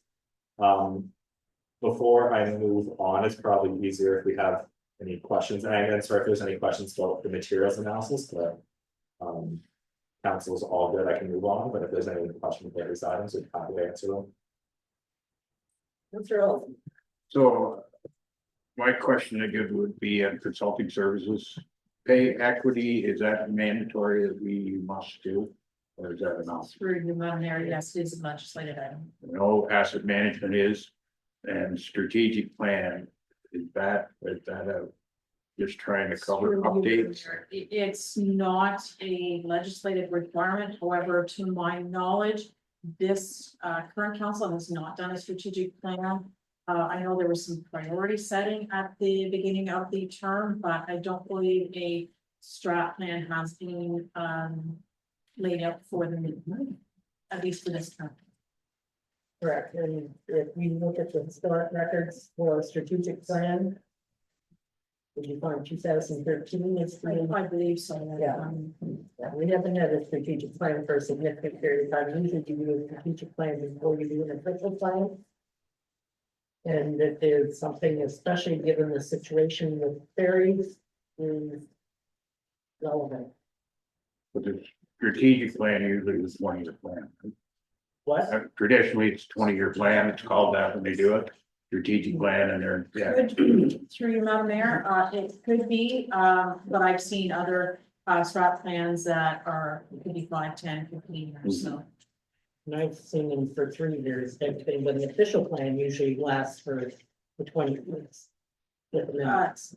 Through the official plan, yeah, is, as I'm not a planner, don't hold me to this, but my understanding is, your OP needs to be reviewed every 5 years. With updates at least, every 10 years. Now, again, don't hold me to that, but at least that's my understanding. I'll support you on that because that's my understanding. Okay, thank you. Councilor Zaloniki? No, no questions. Councilor Atkins? Yeah, again, I'm not a consultant service guy, $20,000 a lot of money. Strategic plan, if you don't need it, why are we using it? Is it law? Is it we have to do it? I don't think so. Okay. So there's a lot of money there, 40 grand, that's almost another kilometer of road on our end. CAO, would you like to? Sorry, I'm- Sorry, Madam Mayor. So a strategic plan, sets out visions, goals, et cetera, for the municipality. And, you will see later that I've put in $100,000 for, the official plan update as well. So they kind of go hand in hand where, council sets like the goals and the vision where they'd like the municipality to go. And you're okay in doing bylaws and stuff will kind of help with that. That being said, the 2013, if I recall correctly, was the last one. It's kind of outdated for the municipalities, so. We have nothing to offer. On our island, anyway, on how this island has going on, they don't have a store, we don't have a public place, beer store, next store. We barely have any businesses other than that. I'm not seeing the benefit for a lot of money. CAO, a strategic plan doesn't usually involve, on the first stage is by consultation of the communities, which includes all the islands, so that the residents actually contribute their thoughts and goals of what direction you want to go in, not just as council. We actually are a smaller part of it. It is the direction of the communities and that whether they want to have any development or no development or whatever. So should we ask the community? Or That's, we that's the agree on- strategic plan. spend 60-some grand in one one. Okay. Councillor Saunders? Hey, Mayor, I'm gonna go back and have a sec. You're referring to the purchase of the software? Oh, times, yes. Yeah, are there any contracted services that are there any services we pay the county for? That with this additional staffing, you could take in this? Is that something that's been looked at as well? Through you, Madam Mayor, so the tall rims would be something that is strictly in-house, so that it lays out. Tertiary, secondary, all that kind of stuff, it's for our filing and records management, so that's not necessarily something that the county handles, because they have their own as well. Yeah. And when I was over there for a CAO treasurers meeting, or maybe it was a clerks meeting, Jeanette actually took me down to their filing. If I could have that, I would love it, but anyways, that's another expense for another year. Through you, Madam Mayor, and kind of just going back to the positions, like, for, again, the financial clerk, we'd still, at this point, be relying on the county just for the payroll, AP processing. I will say for continuity, like, we do have an agreement for them to assist with those financial services, but it does have end dates, so if we have that position, it also kind of, leads less for the likelihood of us having to scramble if we do have to take things in-house. It's not a guarantee. Again, since I've been here, I think it's a good working relationship with the county. I have no issues working with staff and, getting those core functions working, but again, if any were to go in-house, that position would also kind of be used to supplement that change. That wasn't my intent. I think we've lost our clerk, so we'll have to suspend for a bit.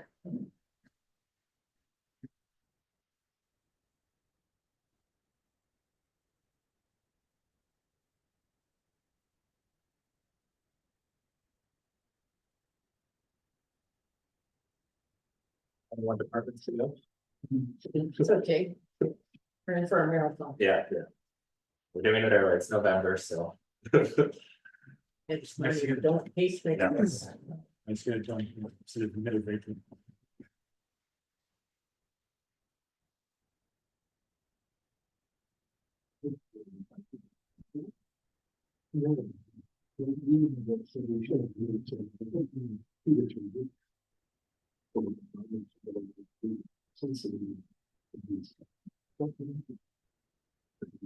It's all over.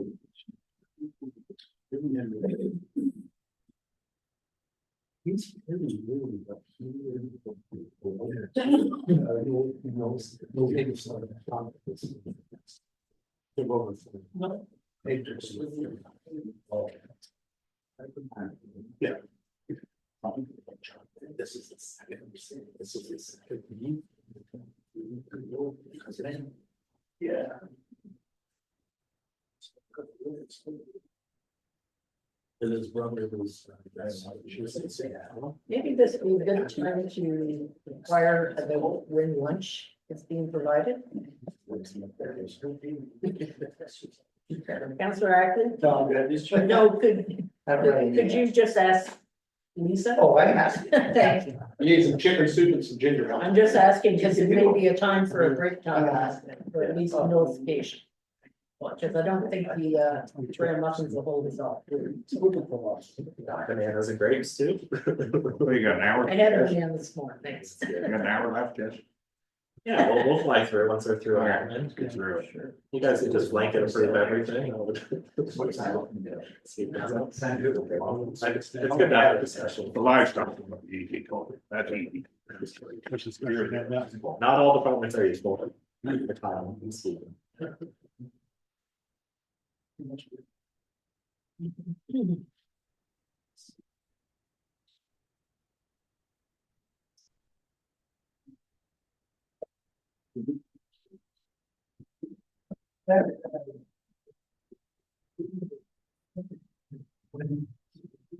Madam Mayor, did you? I'm asking snacks, no, I'm asking, we planning on going to the full day, and if we are, for lunch. No lunch, I'm not planning on going for the full day, I'm hoping do the one, and then if we need to extend to two, then we can, but snacks, I'm here, so I'm hoping we can get through. We listen to information. Clarify. Thank you very much. So let's resume now that we've got our clerk back here. Thank you very much. Yes, I believe we were done with questions on the contracted services, so we'll move on to the next line. Rents and financial expense, so just with kind of improving and cleaning up just the operational side, whether banking charges or, you know, visa payments being made on time, or just seeing a decrease in what was budgeted there. So that's just kind of the improved operations and decreased costs. So this is the capital summary. We're not budgeting anything to be pulled from either government transfers or reserves. The two admin capital projects identified is a sealed container storage for files on to have those for files, and then there's the keyless fob building access. And this would again to update our security systems to have fobs that we could activate and deactivate, just to improve the security of the buildings. Okay, I have a question on that. You have on the Howe Island side a controlled entrance. Electronic door lock, correct? It's it's with a key code, not remote, like we would just. Right. Okay, so usually that would be reinitialized to a different code than that if we had an employee that actually had access and they were no longer employee, correct? Yeah, the proper procedure would be to update the codes, in the employee, is no longer the township. Okay, so at the Wolf Island site, we don't have the same security system. And that we have a key. So recently, I asked the question to CEO and that to let me know who has keys to this building, and I guess who has codes to the other building, that, so we have an idea behind that. And I just don't see, from this perspective, that's a lot of money for our lot. And that, but what I do have concern with is that perhaps we should have maybe a better locking system here. At this site and that, and I wouldn't actually go towards the fobs, I actually like the idea of just being able to change the code. Cause that way you know that there's. Well, it's looked after, and it's not that often that we have a change of staff that actually have access to that code. But anyways, I found that as a very high ask of $12,000, for a locking mechanism. Basically, this is the only site that I'm more concerned with, because I've been called at least twice for that door being blown open. And that, so our security is not that good, and that, but we need to get better at it. If I may, Madam Mayor, through you. So ultimately, the goal is to go to, for both islands, completely, keyless.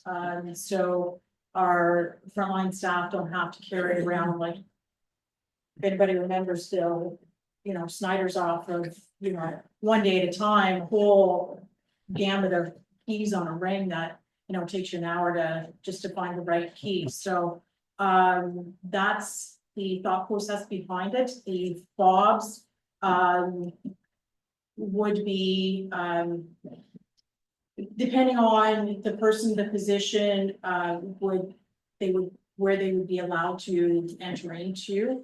And then again, if there is a staff member that leaves, whether they retire, move on to another job, whatever the case may be, that fob can be deactivated if it's not returned.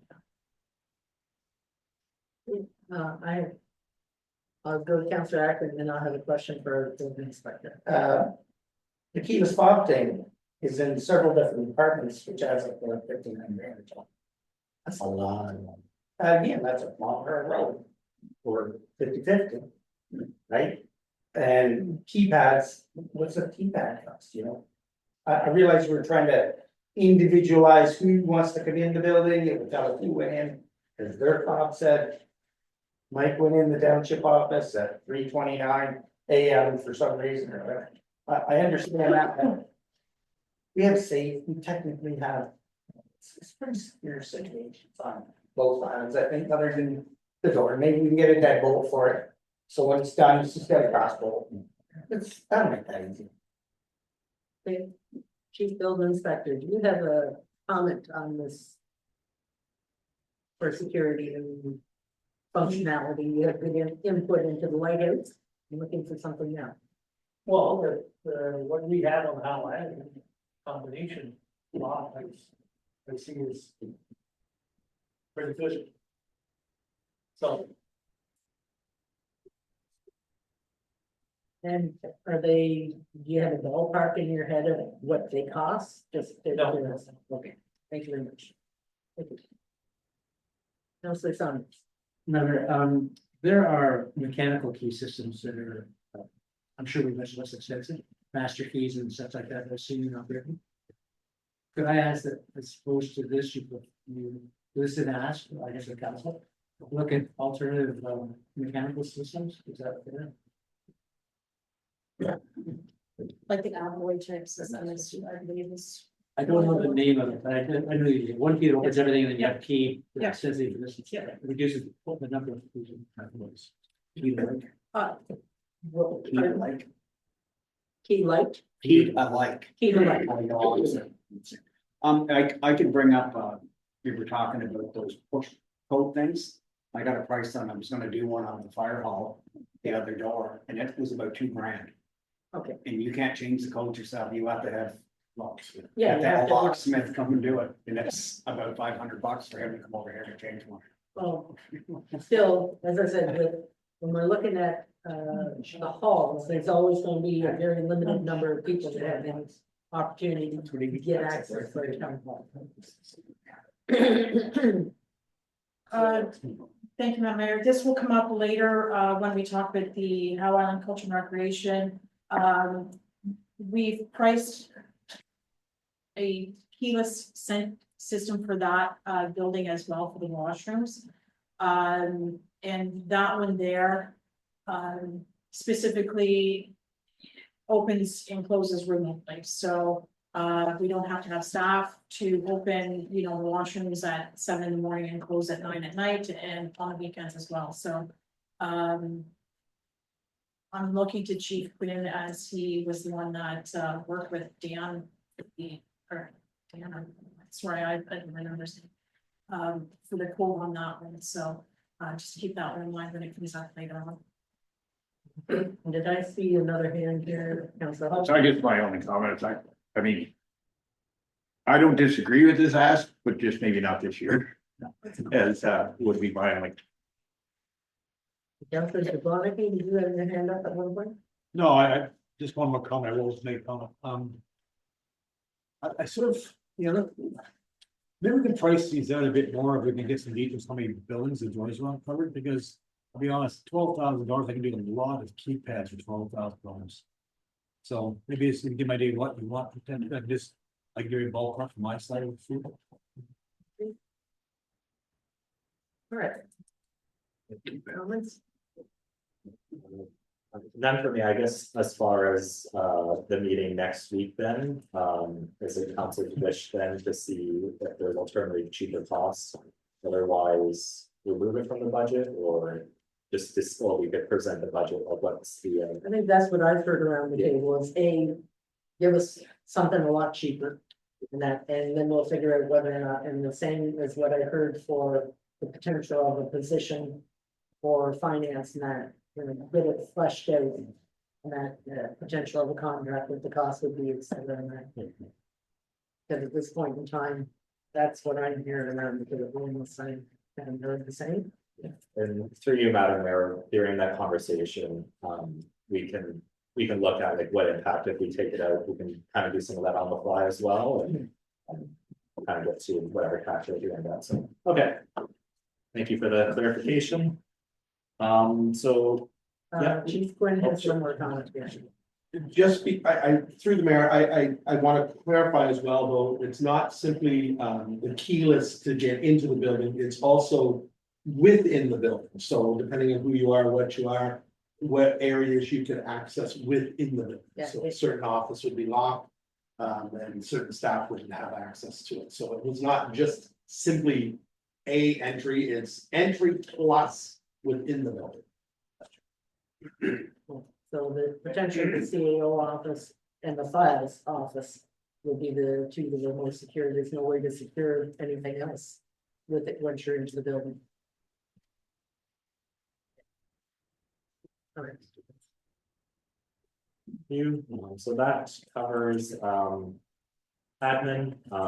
Again, this is just the summary, just for people to just have another quick look just before we move on, but I believe actually here, just looking, the only thing not going to touch on those slides is just based on kind of tax rate and projects. The reserve transfer, so last year there was just a $15,000 transfer to reserve. This year that's not 5,000. Again, you know, I think part of this one is just more having working funds aside just for, you know, if things come up or if there's unexpected costs or expenses, we have some coverage. So that's the 5,000 for this year. It's for the elections. Oh, wait, sorry, you're correct. Actually, the 10,000 last, the 15,000, 10,000 was to support reserves, and the 5,000. Sorry, the 5,000 is for elections. We put away each year so that we can. Thank you. A lot of numbers to keep track of. Moving on to the next slide, we have general emergency management. So we'll get into it here. So overall, the department's not showing a very large increase, $1,500 or 0.41% on the department. So part of this too is the government transfers. We spoke about it a little bit earlier, but the community emergency preparedness grant. If we receive our full request, we would receive $31,465. How it's presented in the budget this year is that in the budget, we've also reflected expenses for the same amount of the grant. Based on management's assessment, these costs and priorities, we wouldn't proceed unless we got the grant. So there's no impact on taxation. So the revenue and expenses are matching whatever funds we would receive, we put towards it. But what we're using the funds for, we haven't identified it as a strategic item to raise taxation for. With here, there's an increase in the reserve transfer of $15,000. So we'll see it on the next tab. So this is a little bit of a course correction for last year.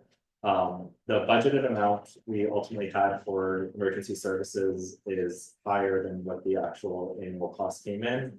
So what we're doing there to kind of mitigate this is that we're pulling that surplus from reserves. And so therefore the increase that is for the OPP cost is getting covered from the prior surplus. Just speaking on a general sense, just because I know we even pulled it out with our council. Across the board, municipalities have seen very large increases for the OPP services. Our specific annual year-over-year increase was around 23.4%. So it's again, you know, with that increase, it can have a very large impact on the tax rate increase. So I do know we are waiting to kind of hear more information or if they're going to phase in the costs. But right now, the budget for this year is based on what we've received for what our 2025 bill will be. So yeah, so the contracted services, the budget impact is a 23,547 increase in what's budgeted. And the reserve is to help cover some of that.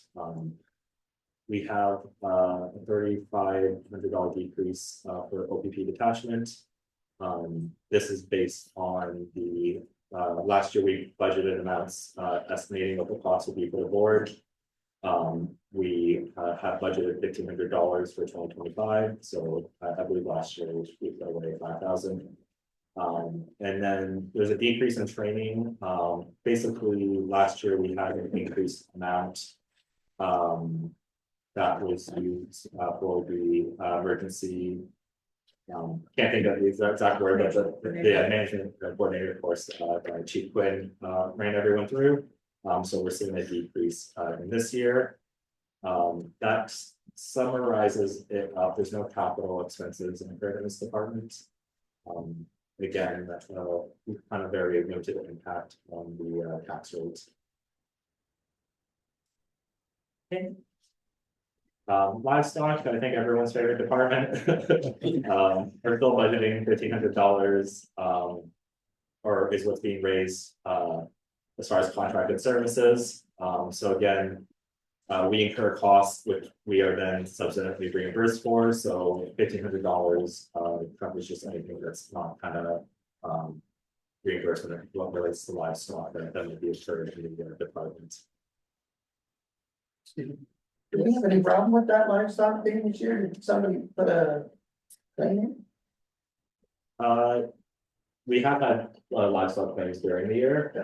So yeah, I don't think it was abnormal compared to other years. We'll see. Because I knew the neighbors. Yeah. Cows got it. Okay. Yeah, we probably dealt with that. Yeah. Doesn't cover it? No. Yeah, okay, you on insurance. He did. Okay. Cut the chatter in the middle, please. Thank you. Is there any clarification needed? Okay, so we're covered for it. And the 10,000 that comes from the government transfers. Do we have to return it if we haven't spent it all? So we're reimbursed after the fact. We're incurring the expenses and then So we're usually covered for that all the way along. yes, yeah. Through you, Madam Mayor, if I may clarify, so the only thing that's not covered is our payment to our livestock evaluator for attending and evaluating the carcass. So we don't get reimbursement for that. The farmers get reimbursed for the livestock claim of their. Okay. Thank you very much.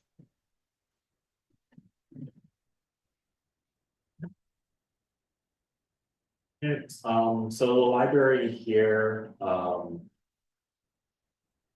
basically, we can see here that salary and benefits, again, this was somewhat just of an allocation.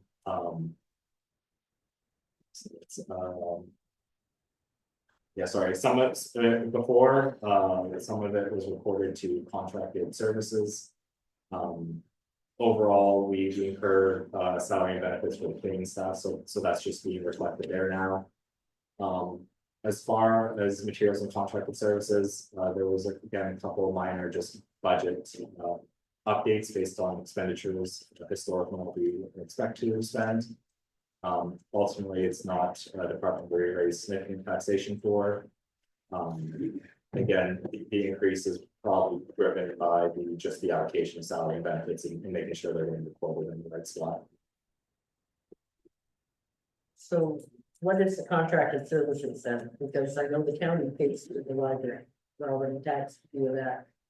Yep, so I thought the contracted services were actually the cleaning before. That'd be water and stuff. Yeah, as just pulling it up, I believe that is correct. It's the Water and utilities septic? that we incur for it. Yeah, so yeah, that's driven as well as insurance as well. Okay,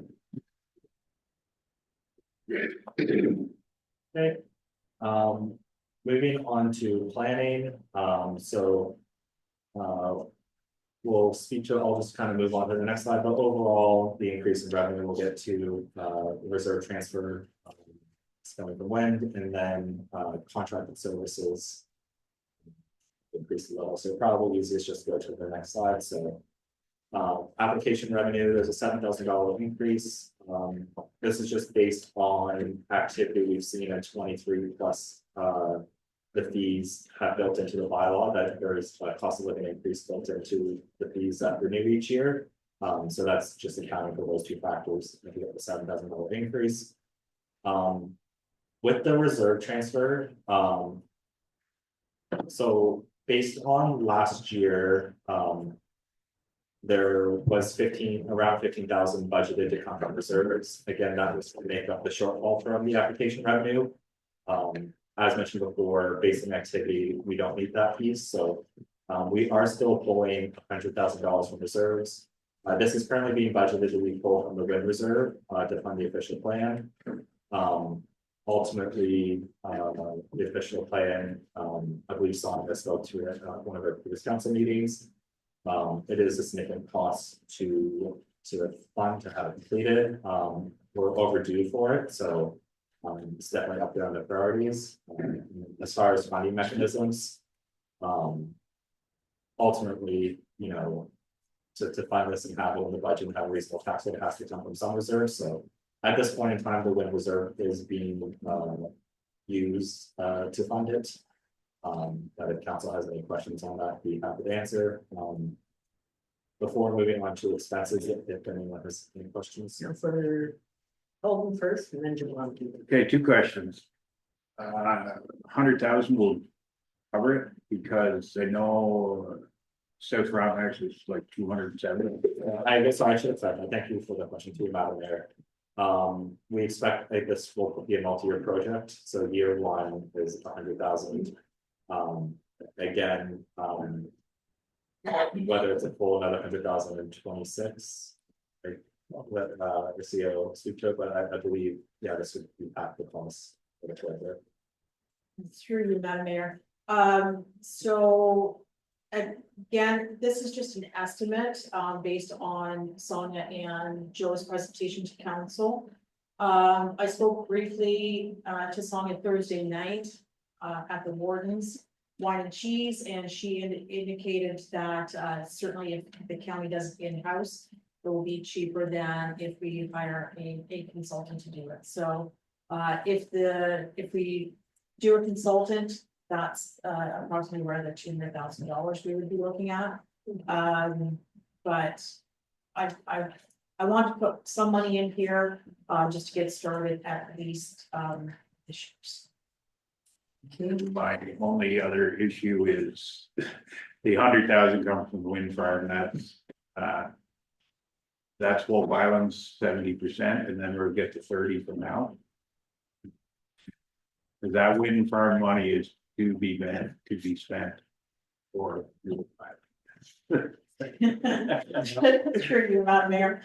So, the way I look at it, it's Frontenac Islands. So I'm doing an official plan for Frontenac Islands. I know that's probably not the way council looks at it.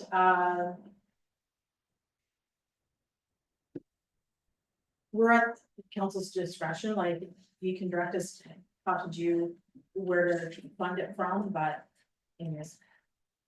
That's my only other comment. Thank you. I think council has given the direction on that, because it is true that the wind turbine money is for Wolf. And, we need to have a further discussion on that. Councillor Jablonski. Thanks, Madam Mayor. I'm talking to Joe about this official plan. He said, even we had someone come in tomorrow, say, want to build a little farm, it's still 10 years. Now, how long does this actually stay good for? 5 years, 10 years? Like, we're gonna spend another 270,000 before we actually have a chance to build something eventually. Through you, Madam Mayor. So, it's legislated every 5 years. Again, I'm not a planner, so don't hold me to this. But my understanding is every 5 years, your OP needs to be at least reviewed. Every 10 years, it needs to be updated.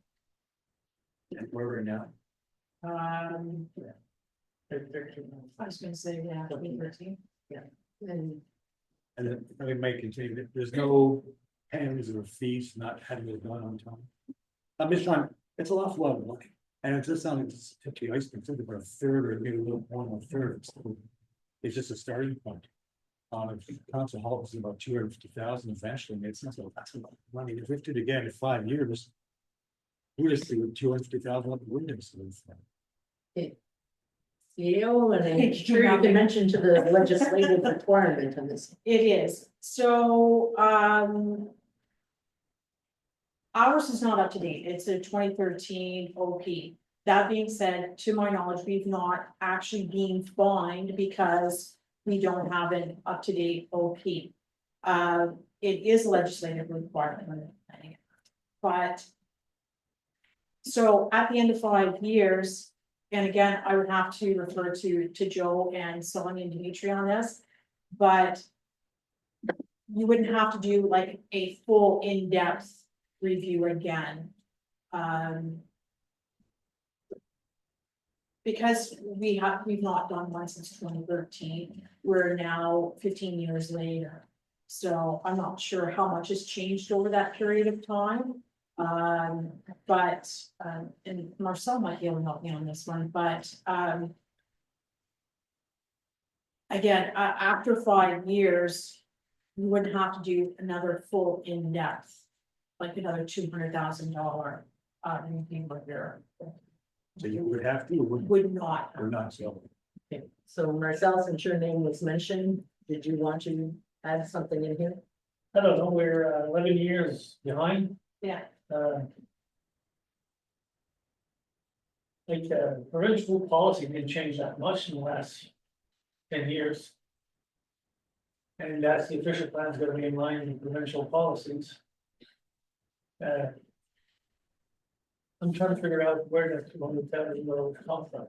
Well, that's our problem, figuring that. No, not how you're gonna pay for it. I'm trying to figure out where it comes from, costs that much. Yeah, there we go. It's because. Like I followed the provincial policy, the last two changes we did, and there's changes, but not that much to justify $200,000 of work on the official plan. Is there a way that we can update it? Without going through the whole process? Through you, Madam Mayor. I'm sorry, Marcel, I can't answer that. I've got my hands been doing. Maybe I'll go pick Joe's brain. Yeah. I think Councilor Acton, you're next. Yeah, again, I just see it as, that's a huge amount of money, you know, especially if, well, finance not gonna pay it. But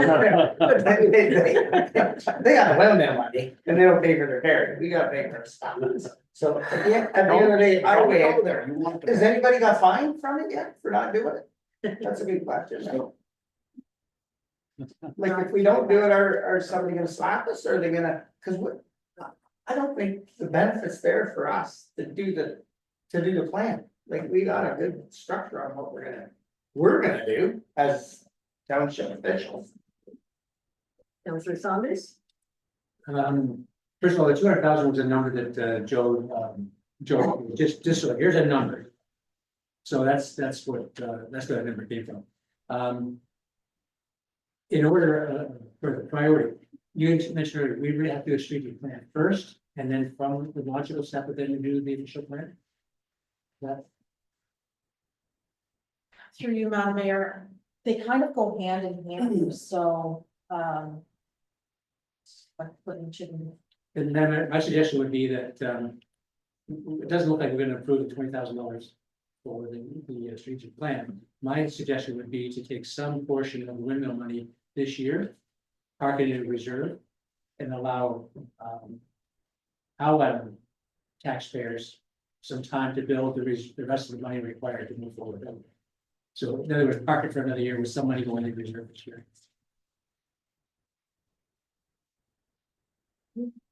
And I disagree with you that we aren't gonna approve the money for the strategic plan. It usually is the building block.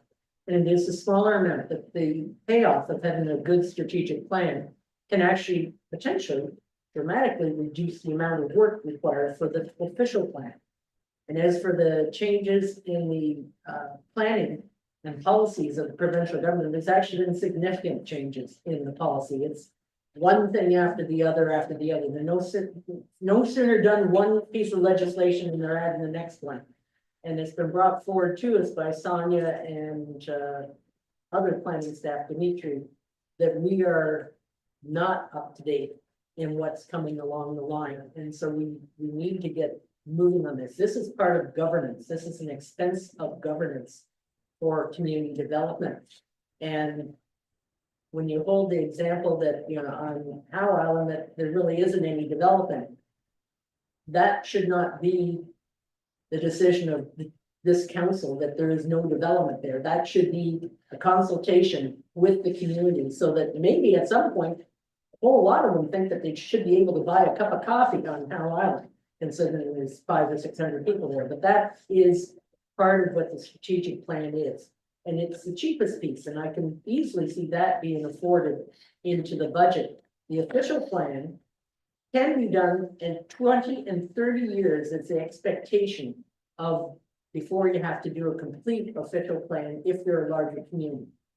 If you're state, and that, for example, the city of Toronto, and that may go that way. We're not that way at all. We are past our time in getting this reviewed. Even the plans that we had for Marysville Secondary, the Marysville renewal, all these things were done, but the idea behind having improved transportation, which is still a mirage at best.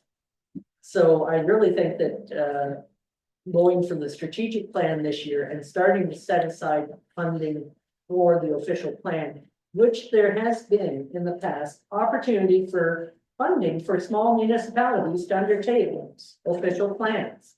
And if we have somebody that is chasing that down, we may end up getting help to get it done. But I don't honestly see the need for the official plan being done next year. But I really think that if we get a good strategic plan, we will have done a great service for the future of the communities. Because right now, we don't have. Pardon me. We don't have the full view of the community support for this, and the strategic plan hasn't been done. And that usually is 3 to 5 years in length, can go up to 10 years, but it's a much shorter view than an official plan. Councillor Holton is next. Just my one comment, in talking with Joe and Sonia, the reason that we aren't getting fined or anything, if you go through our official plan, it wasn't put in 13 and not changed. It's been updated. They went through it and updated the policies that they've come through, so we're not actually out of compliance. What they said is it's probably good to go through the exercise and get caught up all over and start again. But we're not out of compliance. Okay, Councillor Song. So Madam Mayor, to clarify your statement, so you're agreeing with my point that we should put some money aside this year for the official plan and then look at it next year?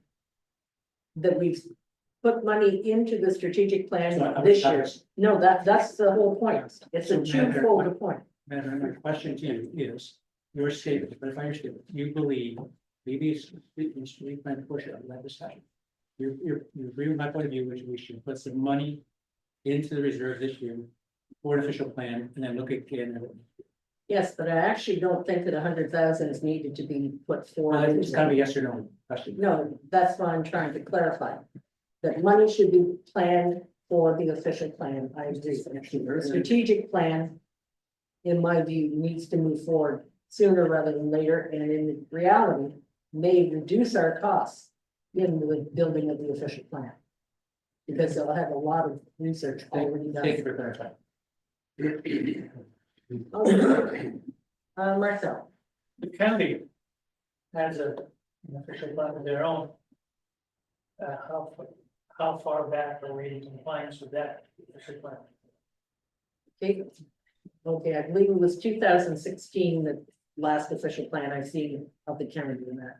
And they are more on top of it, as you can appreciate, because they have the planning department there. Yeah, so the 8 years back.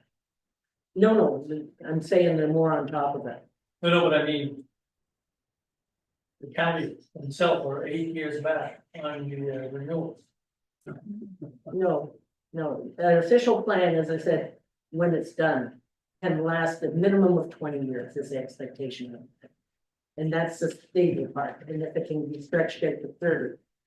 So they've been doing their 5-year reviews and that, but the CAO can certainly check with the other CAO and find out what their date was. It may have been 2018, it was before I arrived on this council for the Frontenac County and that. So if we made our official plan updated to the county official plan, would we be setting going through a big review? The county updates their official plan based on our official plan, correct? Yeah. I would think ours would be based on theirs. Yeah, ours is based on Theirs doesn't overrule ours. It doesn't, nobody overrules anybody, it's just they make the big plan for the county, and we make the plans for the township. And then the official plan is nice to talk about, but when you do an official plan update, then you have to do the same thing for the zoning bylaw, which is gonna cost you another bundle. So we can't go with one without going with the other. So I think what you're saying is that it would be beneficial if the CEO and treasurer could report back to us what the envelope of funding would be required to update not only the strategic plan, the official plan, and potentially the zoning, and that by communicating with the county to get their best figures, so we can plan this over multi-years rather than feel that we're under some financial push that it has to be done within 1 or even 2 years. Yeah, normally, if you update your official plan, the zoning bylaw becomes the law that regulates this happening. Official plan is a vision. Zoning bylaw is the law. Even if you have something in your official plan, it's not enforceable unless it's entered in the zoning bylaw. Thank you very much for that clarification. Now, is there anything else that needs to be discussed at this point in time? For that. Seeing none. Treasurer, we'll let you continue on. Right, thank you. First item, official plan, just kidding. We have contracted services, so barring the change in the official plan, there's around a $3,000 increase in fees charged by the county. And then we've also budgeted for an official plan water amendment, costing $5,200. So again, nothing too crazy there. Again, this is just the summary, so sounds like, again, as far as what this department looks like, and actually maybe through Madam Mayor, just get clarification, is for the next council meeting, are we presenting a budget where we're looking at putting money away for the official plan for both? For the next budget meeting? The next Monday. Next Monday, Yes, that's yes, next yes, budget yes. meeting. Yeah. And that, I think that you're gonna be coming back, you've heard that you're concerned with the costs. Yeah. Come back with a reasonable plan that, especially if you find there's a multi-year plan that would be beneficial for us. And if there's any opportunity for funding and that the other municipalities have already used in support of their official plan. Okay, perfect. Because the province does try to help small municipalities that way, but it does come in cycles. All right, perfect, thank you. Moving on, we have the building department. There's a little change this year. So last year, the building departments, we had a building department for Howe and one for Wolf. Looking at this from a major perspective, and how it kind of impacts the budgets, we're suggesting that we just have a general building department. I think the first thing to know is that with the building department, I believe, again, the whole purpose of the general Howe and Wolf Island is we have these two tax rates. The building department is supposed to be self-sufficient and not reliant on taxation. So when we propose these budgets, it's either funded through application revenue or reserves that the departments operate, so there is no taxation impact. No need necessarily for 70-30 split. Having their own departments, we still do track, building permits on each island. But at the end of the day, if we didn't collect enough revenue to cover our expenses, we go to our building obligatory reserves. Speaking quite frankly, if one island, again, we have two separate reserves was unfunded, the first place we'd look would be for the other island's building reserve. So ultimately, this just kind of focuses in the department. I know I had a discussion with Marcel, and he's on board for the consolidation. Again, we're trying to run these departments to be self-sufficient through the application or the permit revenue. So that's just why this year these two were just proposed together. Someone correct me if I'm wrong, but I believe up until last year that the building department, some of the budgeting went through the planning department anyway. So I don't know how long we were separated. So that's just kind of the reason again why we just combined it into one. Speaking on the changes, so based on current year revenue and talking with the CBO Marcel about expectations for next year, we have proposed a 50% increase on fees. So right now we're charging 1% of construction value. And in this budget, to make sure the department has enough revenue, we're proposing that building permit fees go to 1.5% of construction value. Speaking in a general sense, I still think this puts us aligned with other municipalities and what they charge for building permits. We were on the lower end historically anyways. Again, just speaking, to be a self-sufficient department, this is kind of a change that would be needed to be made. And it would be updated through amendment to the bylaw on the charges for building permits. With that, last year on the budget, there was a significant amount of money was budgeted to be funded through the reserve transfers. Again, with this increase in application revenue, we're not as reliant on reserves. And again, it's one of the situations where you're either funding it through reserves on the building department or for application revenue. So without kind of that taxation piece, as far as budgeting, we want to we couldn't afford to pull $46,000 or $47,000 from reserves every year. Councillor Song. Thank you, Mayor, through you to the CEO. The chief building inspector has brought that recommendation forward at a council meeting about changing the fees. I thought we approved that.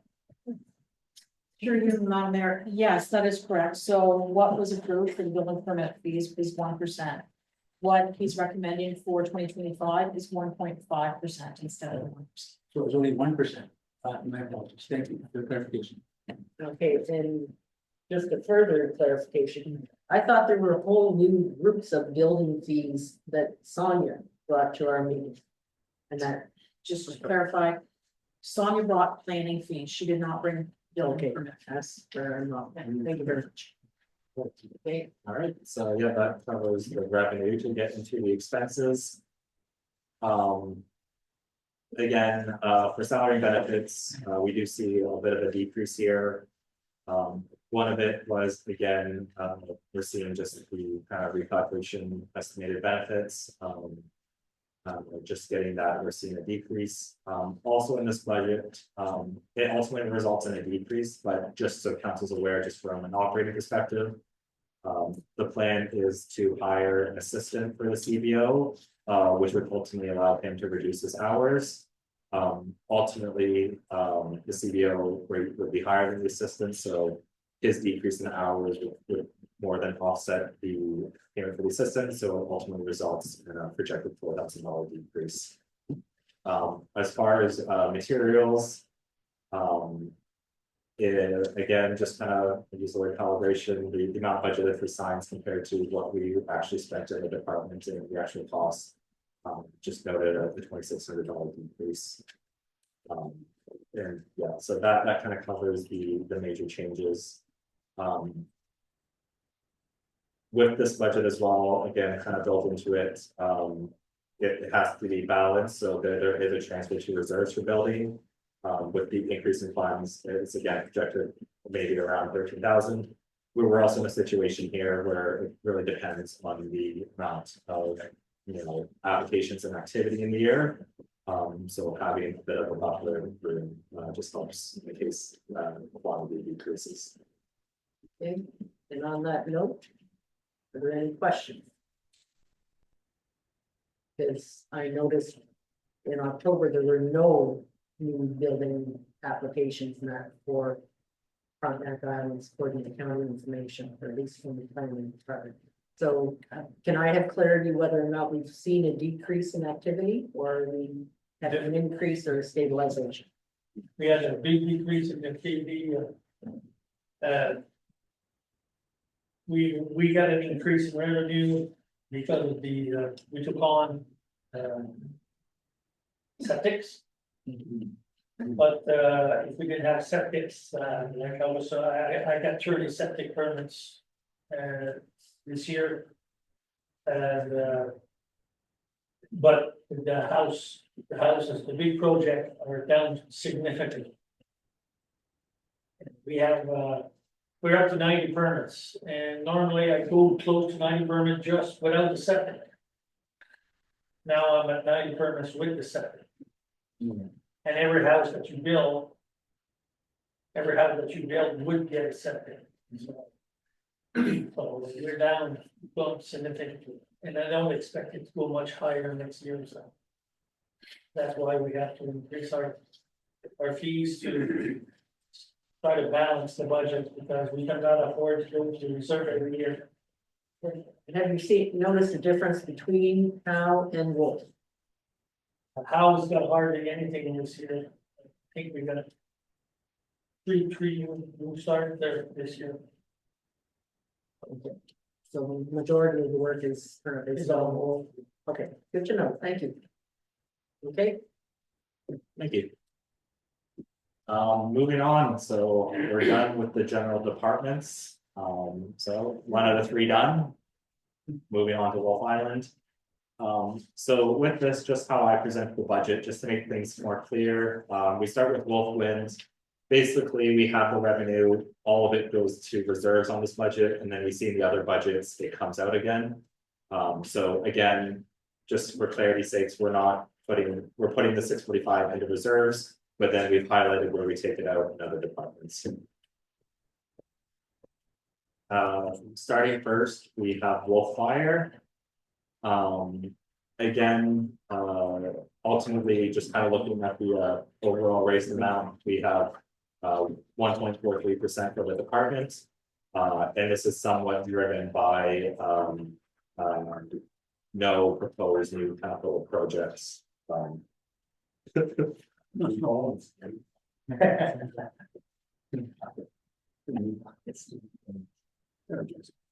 right. Oh yeah, no worries. I was able to keep my train of thought. I'll repeat what's important. Yes, yeah. So I'm just getting right into kind of the revenue analysis. So we see a $4,427 increase. So this is if we receive a fire preparedness grant. What would be applied to Wolf Island's portion. Again, how I've done with the other ones is we have expenses in the budget to match it. So if we aren't successful, we're not going to have a tax rate impact. Okay, I'm sorry, we will have to make a motion to extend for 1 hour. Is there a mover for that?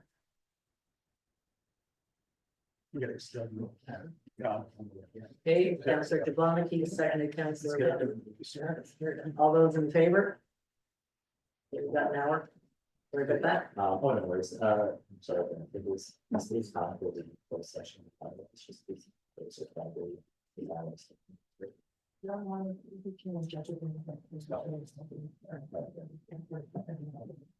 All right, thank you, Madam Mayor. So yeah, so again, the revenue is just based on if we receive the grant and we have offsetting expenses budgeted throughout. Materials, we're seeing overall a $7,200 increase. Again, just right on topic, we can see the part of the increases for the expenditures related to fire preparedness grant. Again, a lot of this, and our fire chiefs can speak to it, a lot of it is kind of more, this portion of the grant is for minor equipment. Just things that the staff or the volunteers would need at the fire halls. We have an increased budget cost for fuel, so you'll see this trend kind of continue throughout the departments. We have seen an increased cost of fuel, even compared to, again, the last 5-year average. So we're just budgeting some more room to make sure that we have enough there to fund the fuel. And the fuel is a little bit less tied to the inflation and the CPI.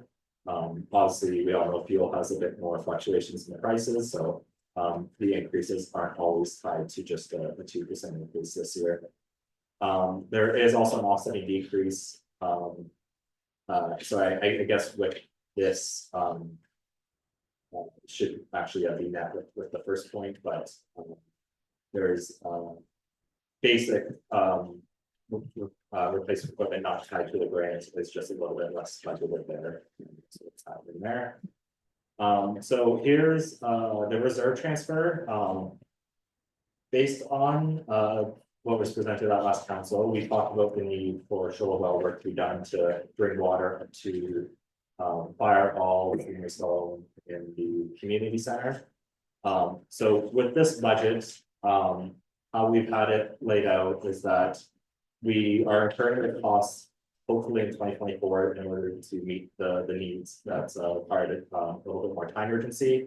The budget, we're refilling the money we took out of the wind reserve. So again, 2024, we're pulling money from the wind reserve to do it. To make this more of a 2025 budget item, we're putting the money back in. So that way it's part of this budget conversation. Just because again, with wind reserve, there is a general sense of kind of saving it for major capital projects. So that's the rationale behind it. Okay, I have one question on that line. The Municipal Housing Infrastructure Program, which is MHIP, has an enabling water fund that is geared towards helping municipalities with water issues. So I'm wondering about the shore wells, if we could make a inquiry to see if our application could be covered by that. I will, Madam Mayor, but I think it's like major housing project for that funding. No, it's actually for communities under 100,000 in rural in particular. And that's so, I'm sure large communities get it too, and that, but there's also small community grants. I'm just saying, it caught my attention when I was looking through a lot of grants. Yeah, and so could you just repeat the name? The MHIP HECS, I assume that's the French version, but it's the Municipal Housing Infrastructure Program. And they have a specific for water need. And that, in this case, we have a seniors apartment. So I would make the argument that this is water enabling for them. Councillor Hall. So I did check that grant and it doesn't look like we qualify for the people right. Because it's mostly meant for municipal water and sewer system. We don't want to call this municipal water system. This is a private well. So, that's what they told me anyway. So you guys can check it out, see. Yeah, so we'll confirm again that understanding. We'll see what that's the case. So having it such a way. Okay, thank you very much.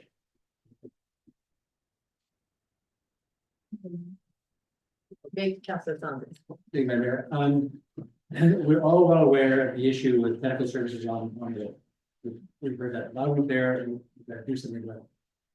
My understanding is that our CEO has had some preliminary discussions with the county's paramedic chief around things we might be able to do. I assume whatever we might be able to do to help, it's gonna cost us some money, so I don't see anything in this budget.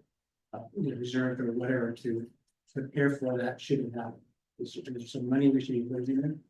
Through you, Madam Mayor. So, my preliminary discussions with the CAO and Chief Paramedic Officer, any training for our volunteer firefighters to bring them up to, correct me if I'm wrong, chiefs, but I believe the term is first responder, first aid training. The chief paramedic officer had indicated that that was something that they would be able to assist us with, at no cost. That being said, I'm still trying to arrange a meeting with, the CAO and the paramedic chief, to further discuss, where we can go, what we can do, jointly, collectively. Just a follow-up question, so then, materials, equipment, anything other than just hands-on training. We don't have any, if there's a request to come forward and provide, we don't really have any budget for that. I will refer to chief. Just whatever we have, but are you talking about if you like, not an ambulance or something like that? So I don't, as you well know, I'm not a firefighter or a first aid guy, Right. but it just seems to me if we can put some money forward, whether it's equipment or whatever, to help the argument or the discussion, we should be thinking that way, so I don't know, we're not sure about. Okay, Through you, Madam Mayor, well, we could use it in our regular training budget. Or if the county is willing to help us out. By doing training, Beyond training, equipment, materials, no. My answer would be all right. What about you, Mike? Like for equipment and stuff. Through you, Madam Mayor, that does not apply to Howe Island at this point, so. That's true too, yes. okay. What I think you're talking about, Deputy Mayor, is like additional things that would be required to meet the emergency first response level of training. So that might be. I did touch base, we had a recertification on the weekend and the paramedic that taught it, I touched base with him to see what we could do to get. Or is there anything we can do beyond what we're doing now to get better? And the only thing he said is out there is that course you're just saying, but it's a 40-hour course. so if I may, Madam Mayor, so let's again, I'm not, you don't have your level of expertise. What if we bought an ambulance but didn't call it an ambulance? Kind of one thing. So Oh, yeah. your folks are totally equipped to do all this kind of stuff without depending on that ambulance showing up on the ferry. That's kind of what I'm wondering. No, there's no money to buy for that, yes. So my question is, should we be putting some money aside? If we're planning on doing something like that, it would probably be a good idea to start something. For you, just to help address this, it's a $14,000 increase to reserve, but it's 64,000 being in this budget transfer to reserve. So again, with the purchase of the fire truck and pump, the fire reserve is depleted, so again, $50,000 would be contributed to the Wolf Fire Reserve. Again, if we want to earmark that money, put in the budget for, again, like we said, these costs, or it can be in the reserve for now, and if those costs come up, we do have some other full. Okay, and just for clarity, in that ambulance is highly, it's covered by an act, it's covered by regulations. We had the last volunteer ambulance service in the province, and it was handed over to the county. We cannot start another volunteer ambulance service in the province, and that it just isn't allowed in the regulations as they stand now. And that's part of my position from the get-go, is that there needs to be an improvement in the regulations that allows for movement of a patient. On Simcoe, I saw a patient transfer vehicle being used for storage, correct? And that just off from the dock. Yeah, it has pumps and stuff. Yeah. That's an old ambulance. It's an old ambulance, so it's not a question of having an ambulance, that's not the drawback, but to clarify, the paramedic plan for Frontenac County in 10 years is still not to have services of an ambulance provided here in the island other than what they have. Right. So. Would you call it an Uber? And Madam that, Mayor, just for purposes of time savings, I think the treasurer has asked my question, which is if we were able to move forward, there are money is reserved already. Yeah. Thank you very much. Okay. Answered my question too, and I see what you mean now, yeah. okay, all right. Alright.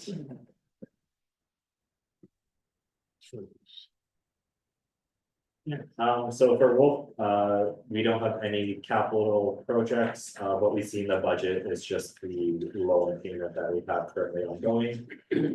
So again, no new capital projects for Wolf. We are building reserve budgets for that, or again, building up the reserve is because we usually, with the fire department, we're gonna have larger purchases periodically, which is why we wanna keep the money, at least budget for in the reserves every year, so that we can afford to buy things as we need them. So the next department we are on is Wolf Ferry. Overall, with Simple Island period. yes, correct? yes. Let's Be clear on that. Yes, let me clear for people, yes, so it's a Simcoe Island Ferry operation, overall, operating costs, are up a little bit, what we're mainly seeing here is that, last year on the budget, we had the, capital project for construction of the new storage building. So with this year, there's currently no proposed capital projects. Just to get into the significant changes in the budget. The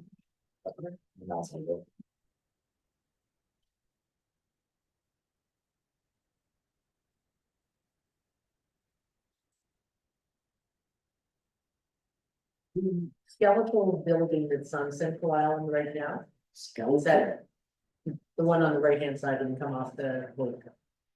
Is that part of what you're saying is completed already? Or so part of what was budgeted in 2024, I think still planned. Or is it just the one on the left that seems to be complete Yeah, they've got to just put the steel on the roof and the sides. for the one on the right?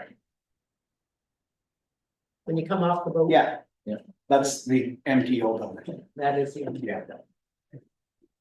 So that's what we're talking about here. We done the roof? Moving on to the budget, so. No, and the reason I'm asking is that we still pay 20%, correct? For this building, so that's the building that we're talking about, that it's still skeletal at best. Yes, it's budgeted for last. Yeah, Yes, so we're Yeah. still on budget. yes, I think with that as far as I'm aware, and yeah, that one's covered 80% by MTO. Right, moving on just to the increase in materials. Just based on the cost this year, we have just seen increased cable costs. So we're just kind of bringing the budget up to be more aligned with expected expenditure, and then we also kind of see an increase in fuel costs. As well, we have budgeted an increased cost for ferry maintenance. And important to know, as MTO owns the boat, the reimbursement for ferry maintenance may be reimbursed at a higher percentage than 80. There still is just discussions based on they kind of reimburse for anything that is owner's cost of the boat.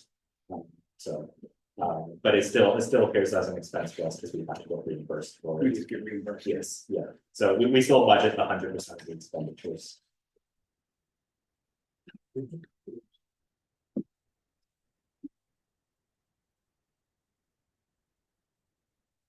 Yeah, so yeah, there's no capital, so it's really those three items are driving the increase on the operating side. There is an increase, or just to speak with context. Built into this is on the assumption that the fee bylaw gets passed with the increase. So that's built into the budget as well. What are we using this new building for? The MTO is paying for mostly. I'll let Chief Hawkins speak to it. There was a staff report. I think it has a few purposes, but if you want to just summarize. Yeah, basically what it would be used for is to store the parts from the ferry. Right now, our parts are stored over at MTO in Kingston. So there's another drive over there and a bunch of spare parts. We have some here, but not, some of the stuff needs to be in a heated storage. So there's pumps and stuff that are still over in town, so we would have to go to town to get them in that. And we're going to put a small mini pumper in there.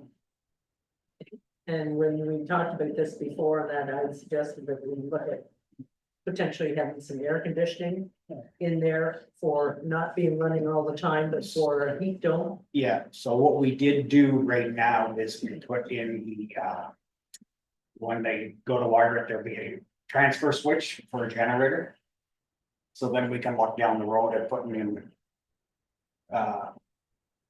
air conditioning too.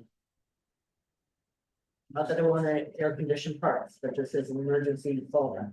Yeah. Thank you. All right, moving on, we have Wolf Roads. With this budget,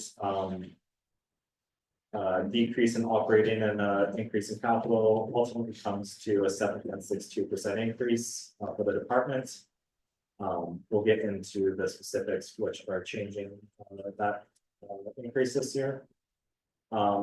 So with the revenue for the Wolf Roads, we are seeing a $52,000 decrease.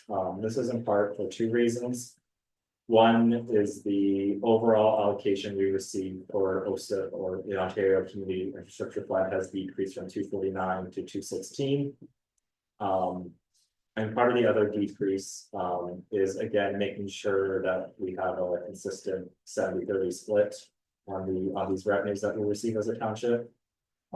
Again, as we split the general department and revenues and expenses 70-30, just trying to keep that consistently throughout the organization and have that consistency.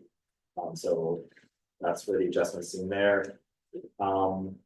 For salary and benefits, we do have an increase here, and it's not driven by any new positions.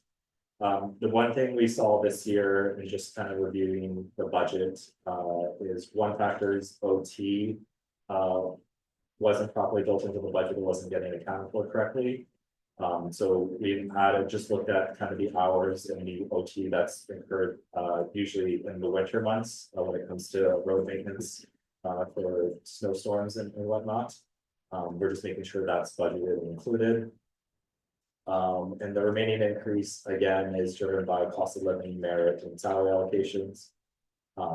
Again, that's all kind of just having an impact this year. Materials, so few factors which are decreasing it. So based on discussions with the Public Works and Keith, our requirements for salt and sand for the winter road maintenance. We looked at it based on what we needed to spend and what we spent previously. The budget for that was reduced this year by 30,000. It is quite a large decrease, but reviewing the numbers, we're confident that what we have now is more of an accurate reflection of what's needed. There's a 15,000 decrease in minor equipment replacement. Last year was the first year we had an in-house mechanic.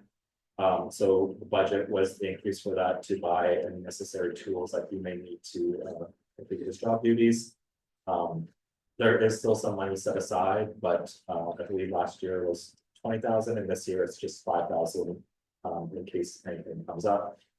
Along with those lines, the same thing, 5,000 decrease in shop supplies. That number was just inflated a little bit last year to account for the new position and any requirements that might have.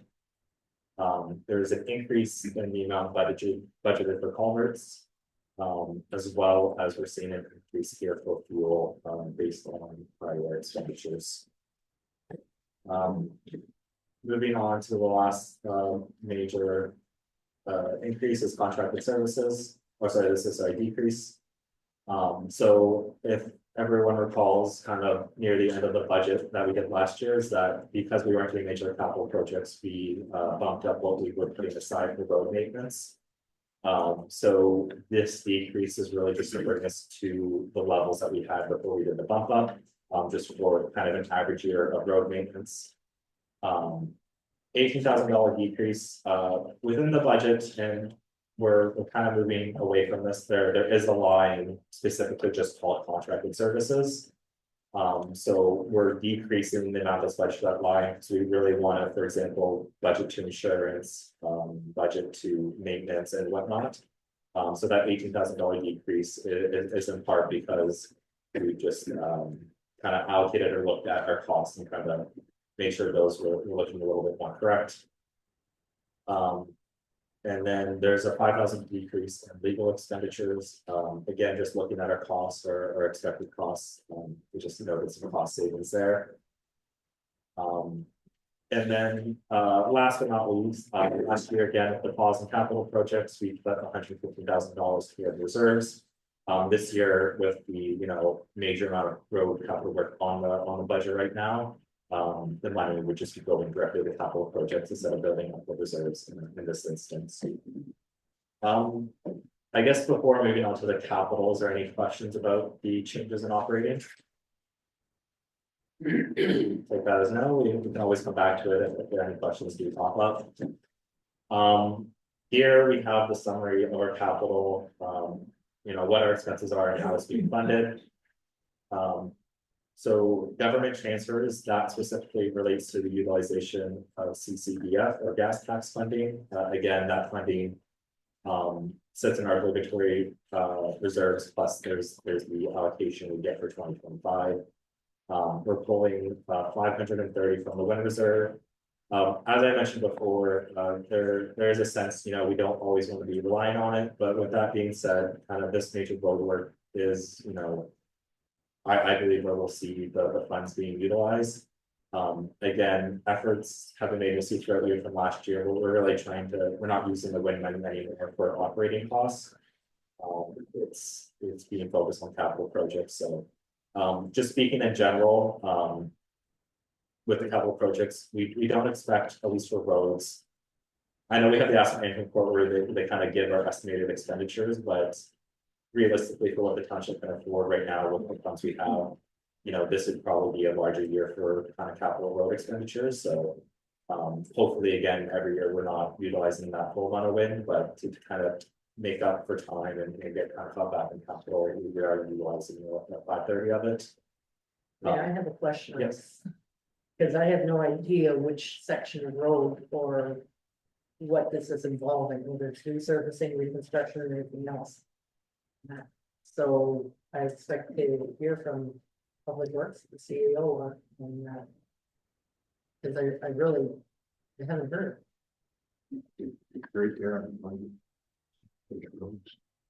What section of road, other than 96, and that it does, we have a lot of 96, so. If you, Madam Mayor, I think, we have Keith here and he's kind of been leading the kind of project, so absolutely, he can kind of give a breakdown of what we're looking at. This is just more of a summary just for quantity, but obviously it's worthwhile to hear. We're talking very large money in that, and I'd like to hear more details of what the plan is based on the asset management. So we were going to do from Don Collins driveway to Scott Fawcett's pulverized bituminous surface treatment on it. Jerry Nolan was over last week. We drove the road and we kind of come up with another plan as we could pulverize 7.2 kilometers of those to try and repair the rest of the coal patch. Depending on how the winter went. And that would take us to the 16th line, which would give us 500 kilometers. So you're saying, just to be clear, we're saying from the 7051 road, we're moving to the east. Yes. And with that saving, we might be able to pulverize Holiday Road from Highway 96 to Ellen Road.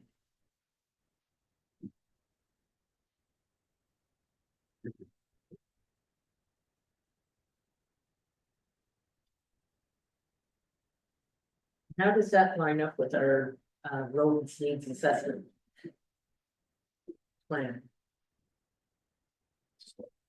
Did you look at any of it to see if it aligned with what the roads needs assessment had indicated? No.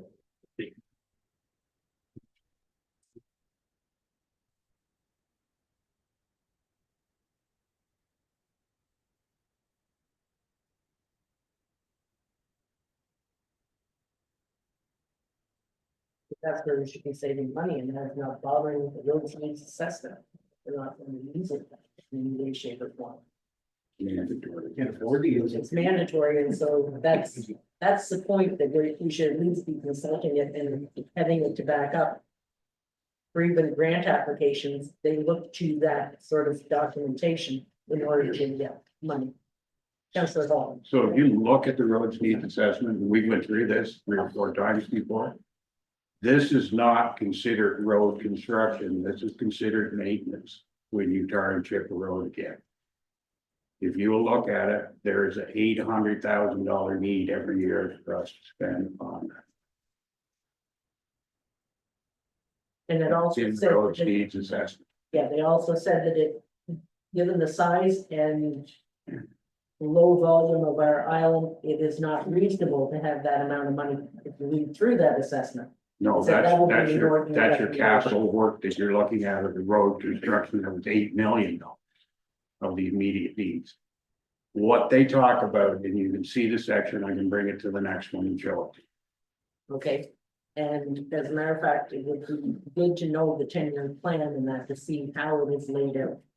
And that, because that's truly what I'd like to see is, because this should not be done from the hip.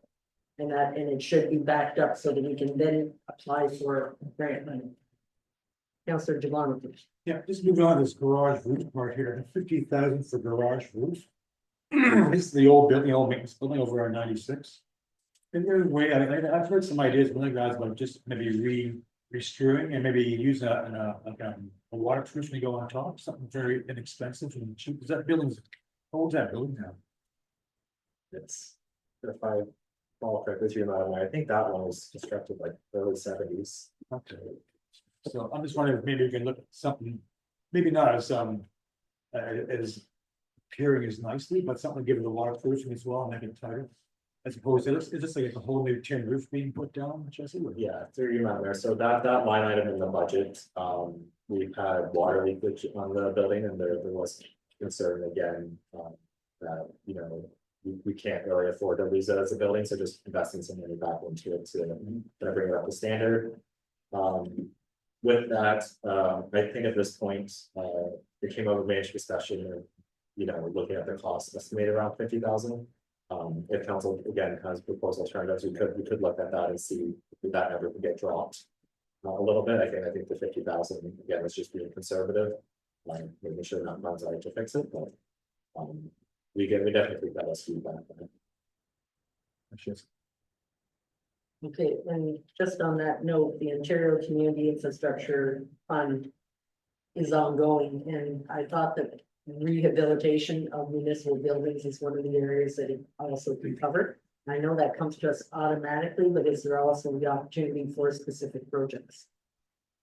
So I believe with the OSIP, because it comes automatically, as long as you're paying for infrastructure, you have the ability to kind of choose where those funds are allocated. Whether there's specific grants for rehabilitation of the buildings and whatnot, that could be a possibility. It was just been increased by 50 million this year.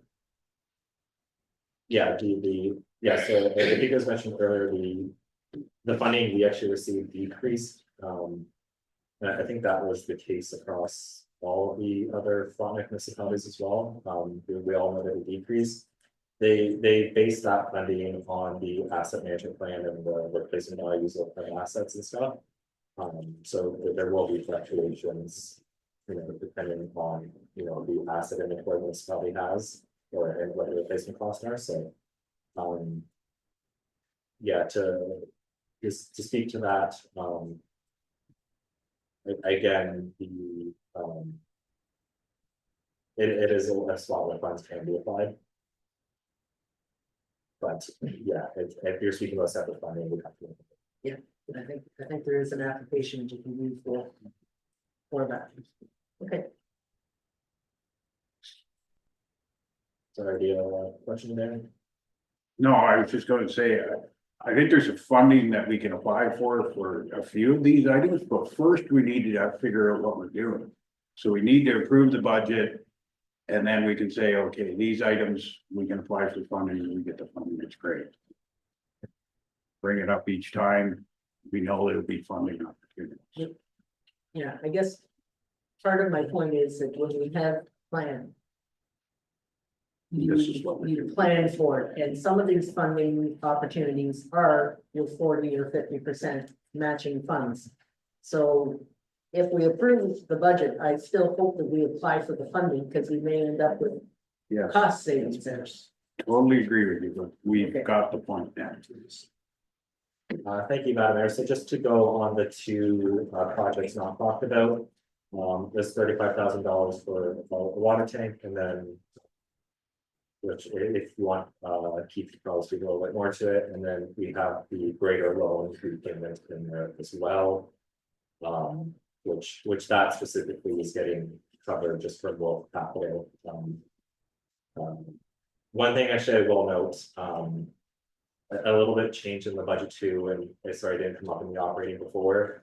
For any of the loans we have, if there are associated interest expenses, we're having those flow through the operating budget.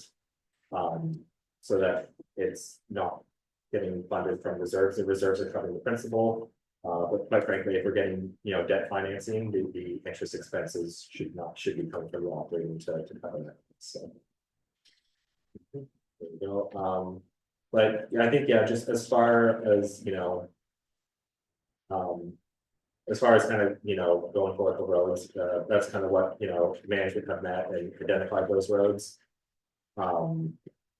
If there's, we can a little bit further, so what Keith was mentioning, the extra distance, that's not budgeted, this is kind of, I think that might be some developing information, but.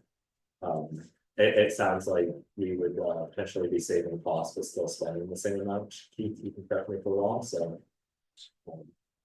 But yeah, I think now I agree with you too, with the funding, we still apply for funds, and if we get them, then that means we pull less from revenue savings and. Exactly, and that's what I want to hear is that, because I look at this with 530,000 coming out of the wind reserve.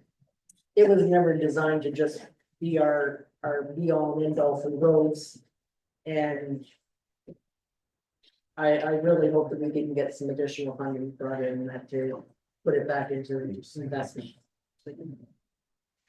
Thank you.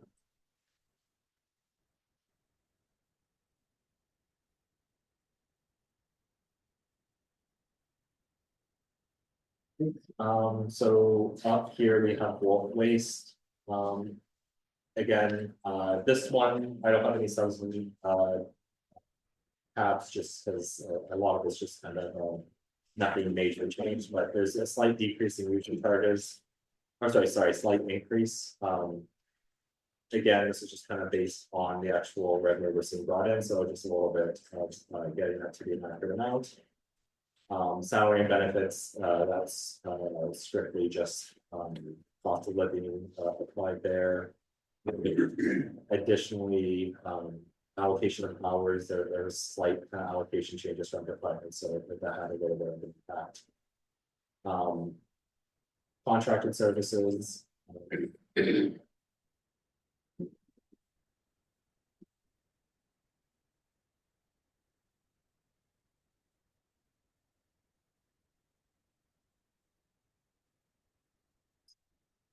You got a lot from there.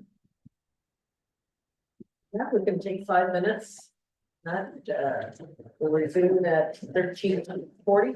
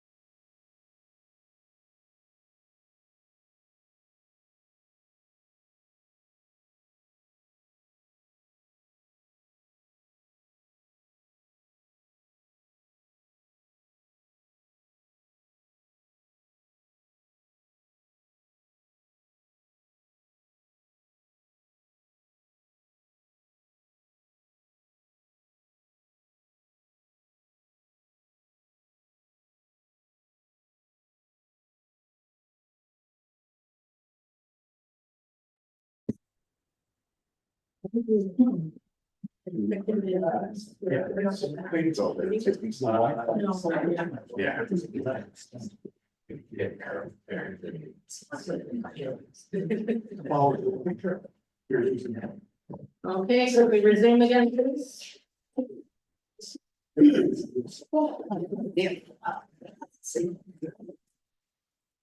Now 1:44, so we've got approximately 15 more minutes to go. CEO has something. Yeah, thank you, Madam Mayor. So what I'm proposing is to finish off the Wolf slides.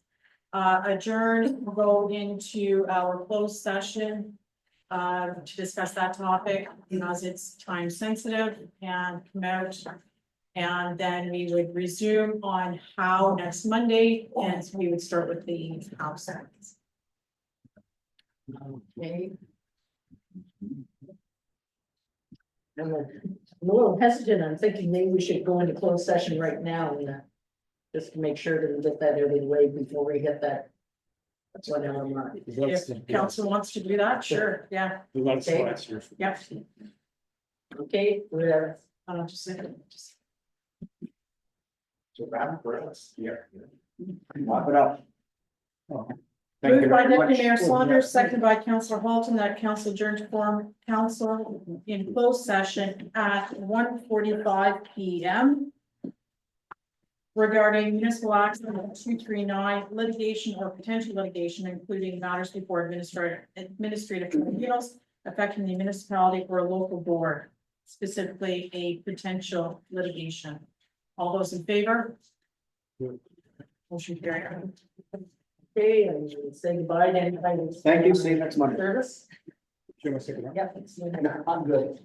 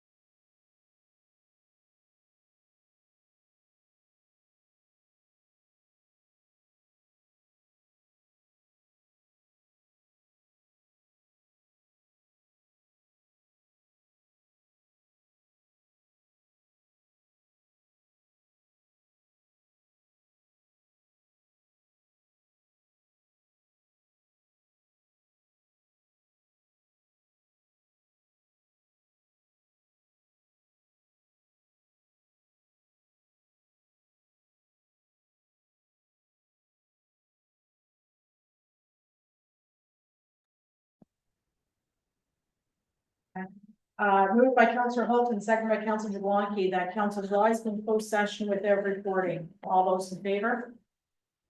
Motion carried. Thank you.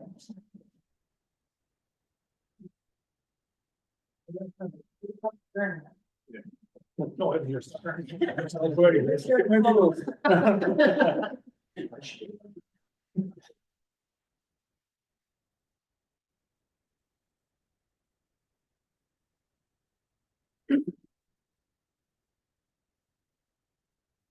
So we left off with Wolf Waste. I believe that was done, was it not?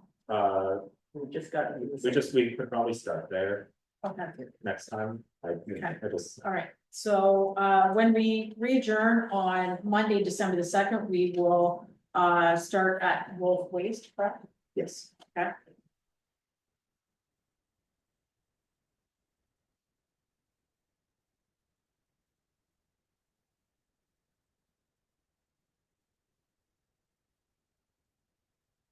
Thank you.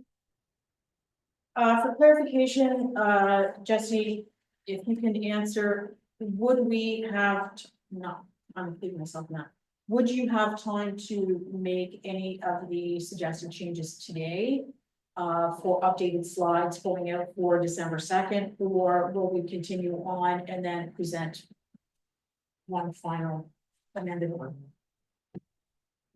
it might be easier since we didn't get through everything to get through next week and then implement the changes. Not a substitute meeting, just being realistic. In support of that, we wouldn't be looking December 9th to approve the budget, we move that on to January to make sure that we get that third meeting. Yeah. And any subsequent change. Which still puts us way ahead of where we were a year ago. So, sorry, moved by Deputy Mayor Saunders, seconded by Councillor Holton, that 3 readings and final passage be granted to bylaw numbers 041-2024, 042-2024, 41 being the Owl Island Ferry fee increase, 42 being the Simcoe Island Ferry, and bylaw number 046-2024 being a bylaw to confirm the proceedings of council. All those in favor? Motion carried. And council, motion to adjourn. By Councillor Holton, second by Councillor Ackley, that's a special meeting of council adjourned. All those in favor? At 2:05. At 2:05.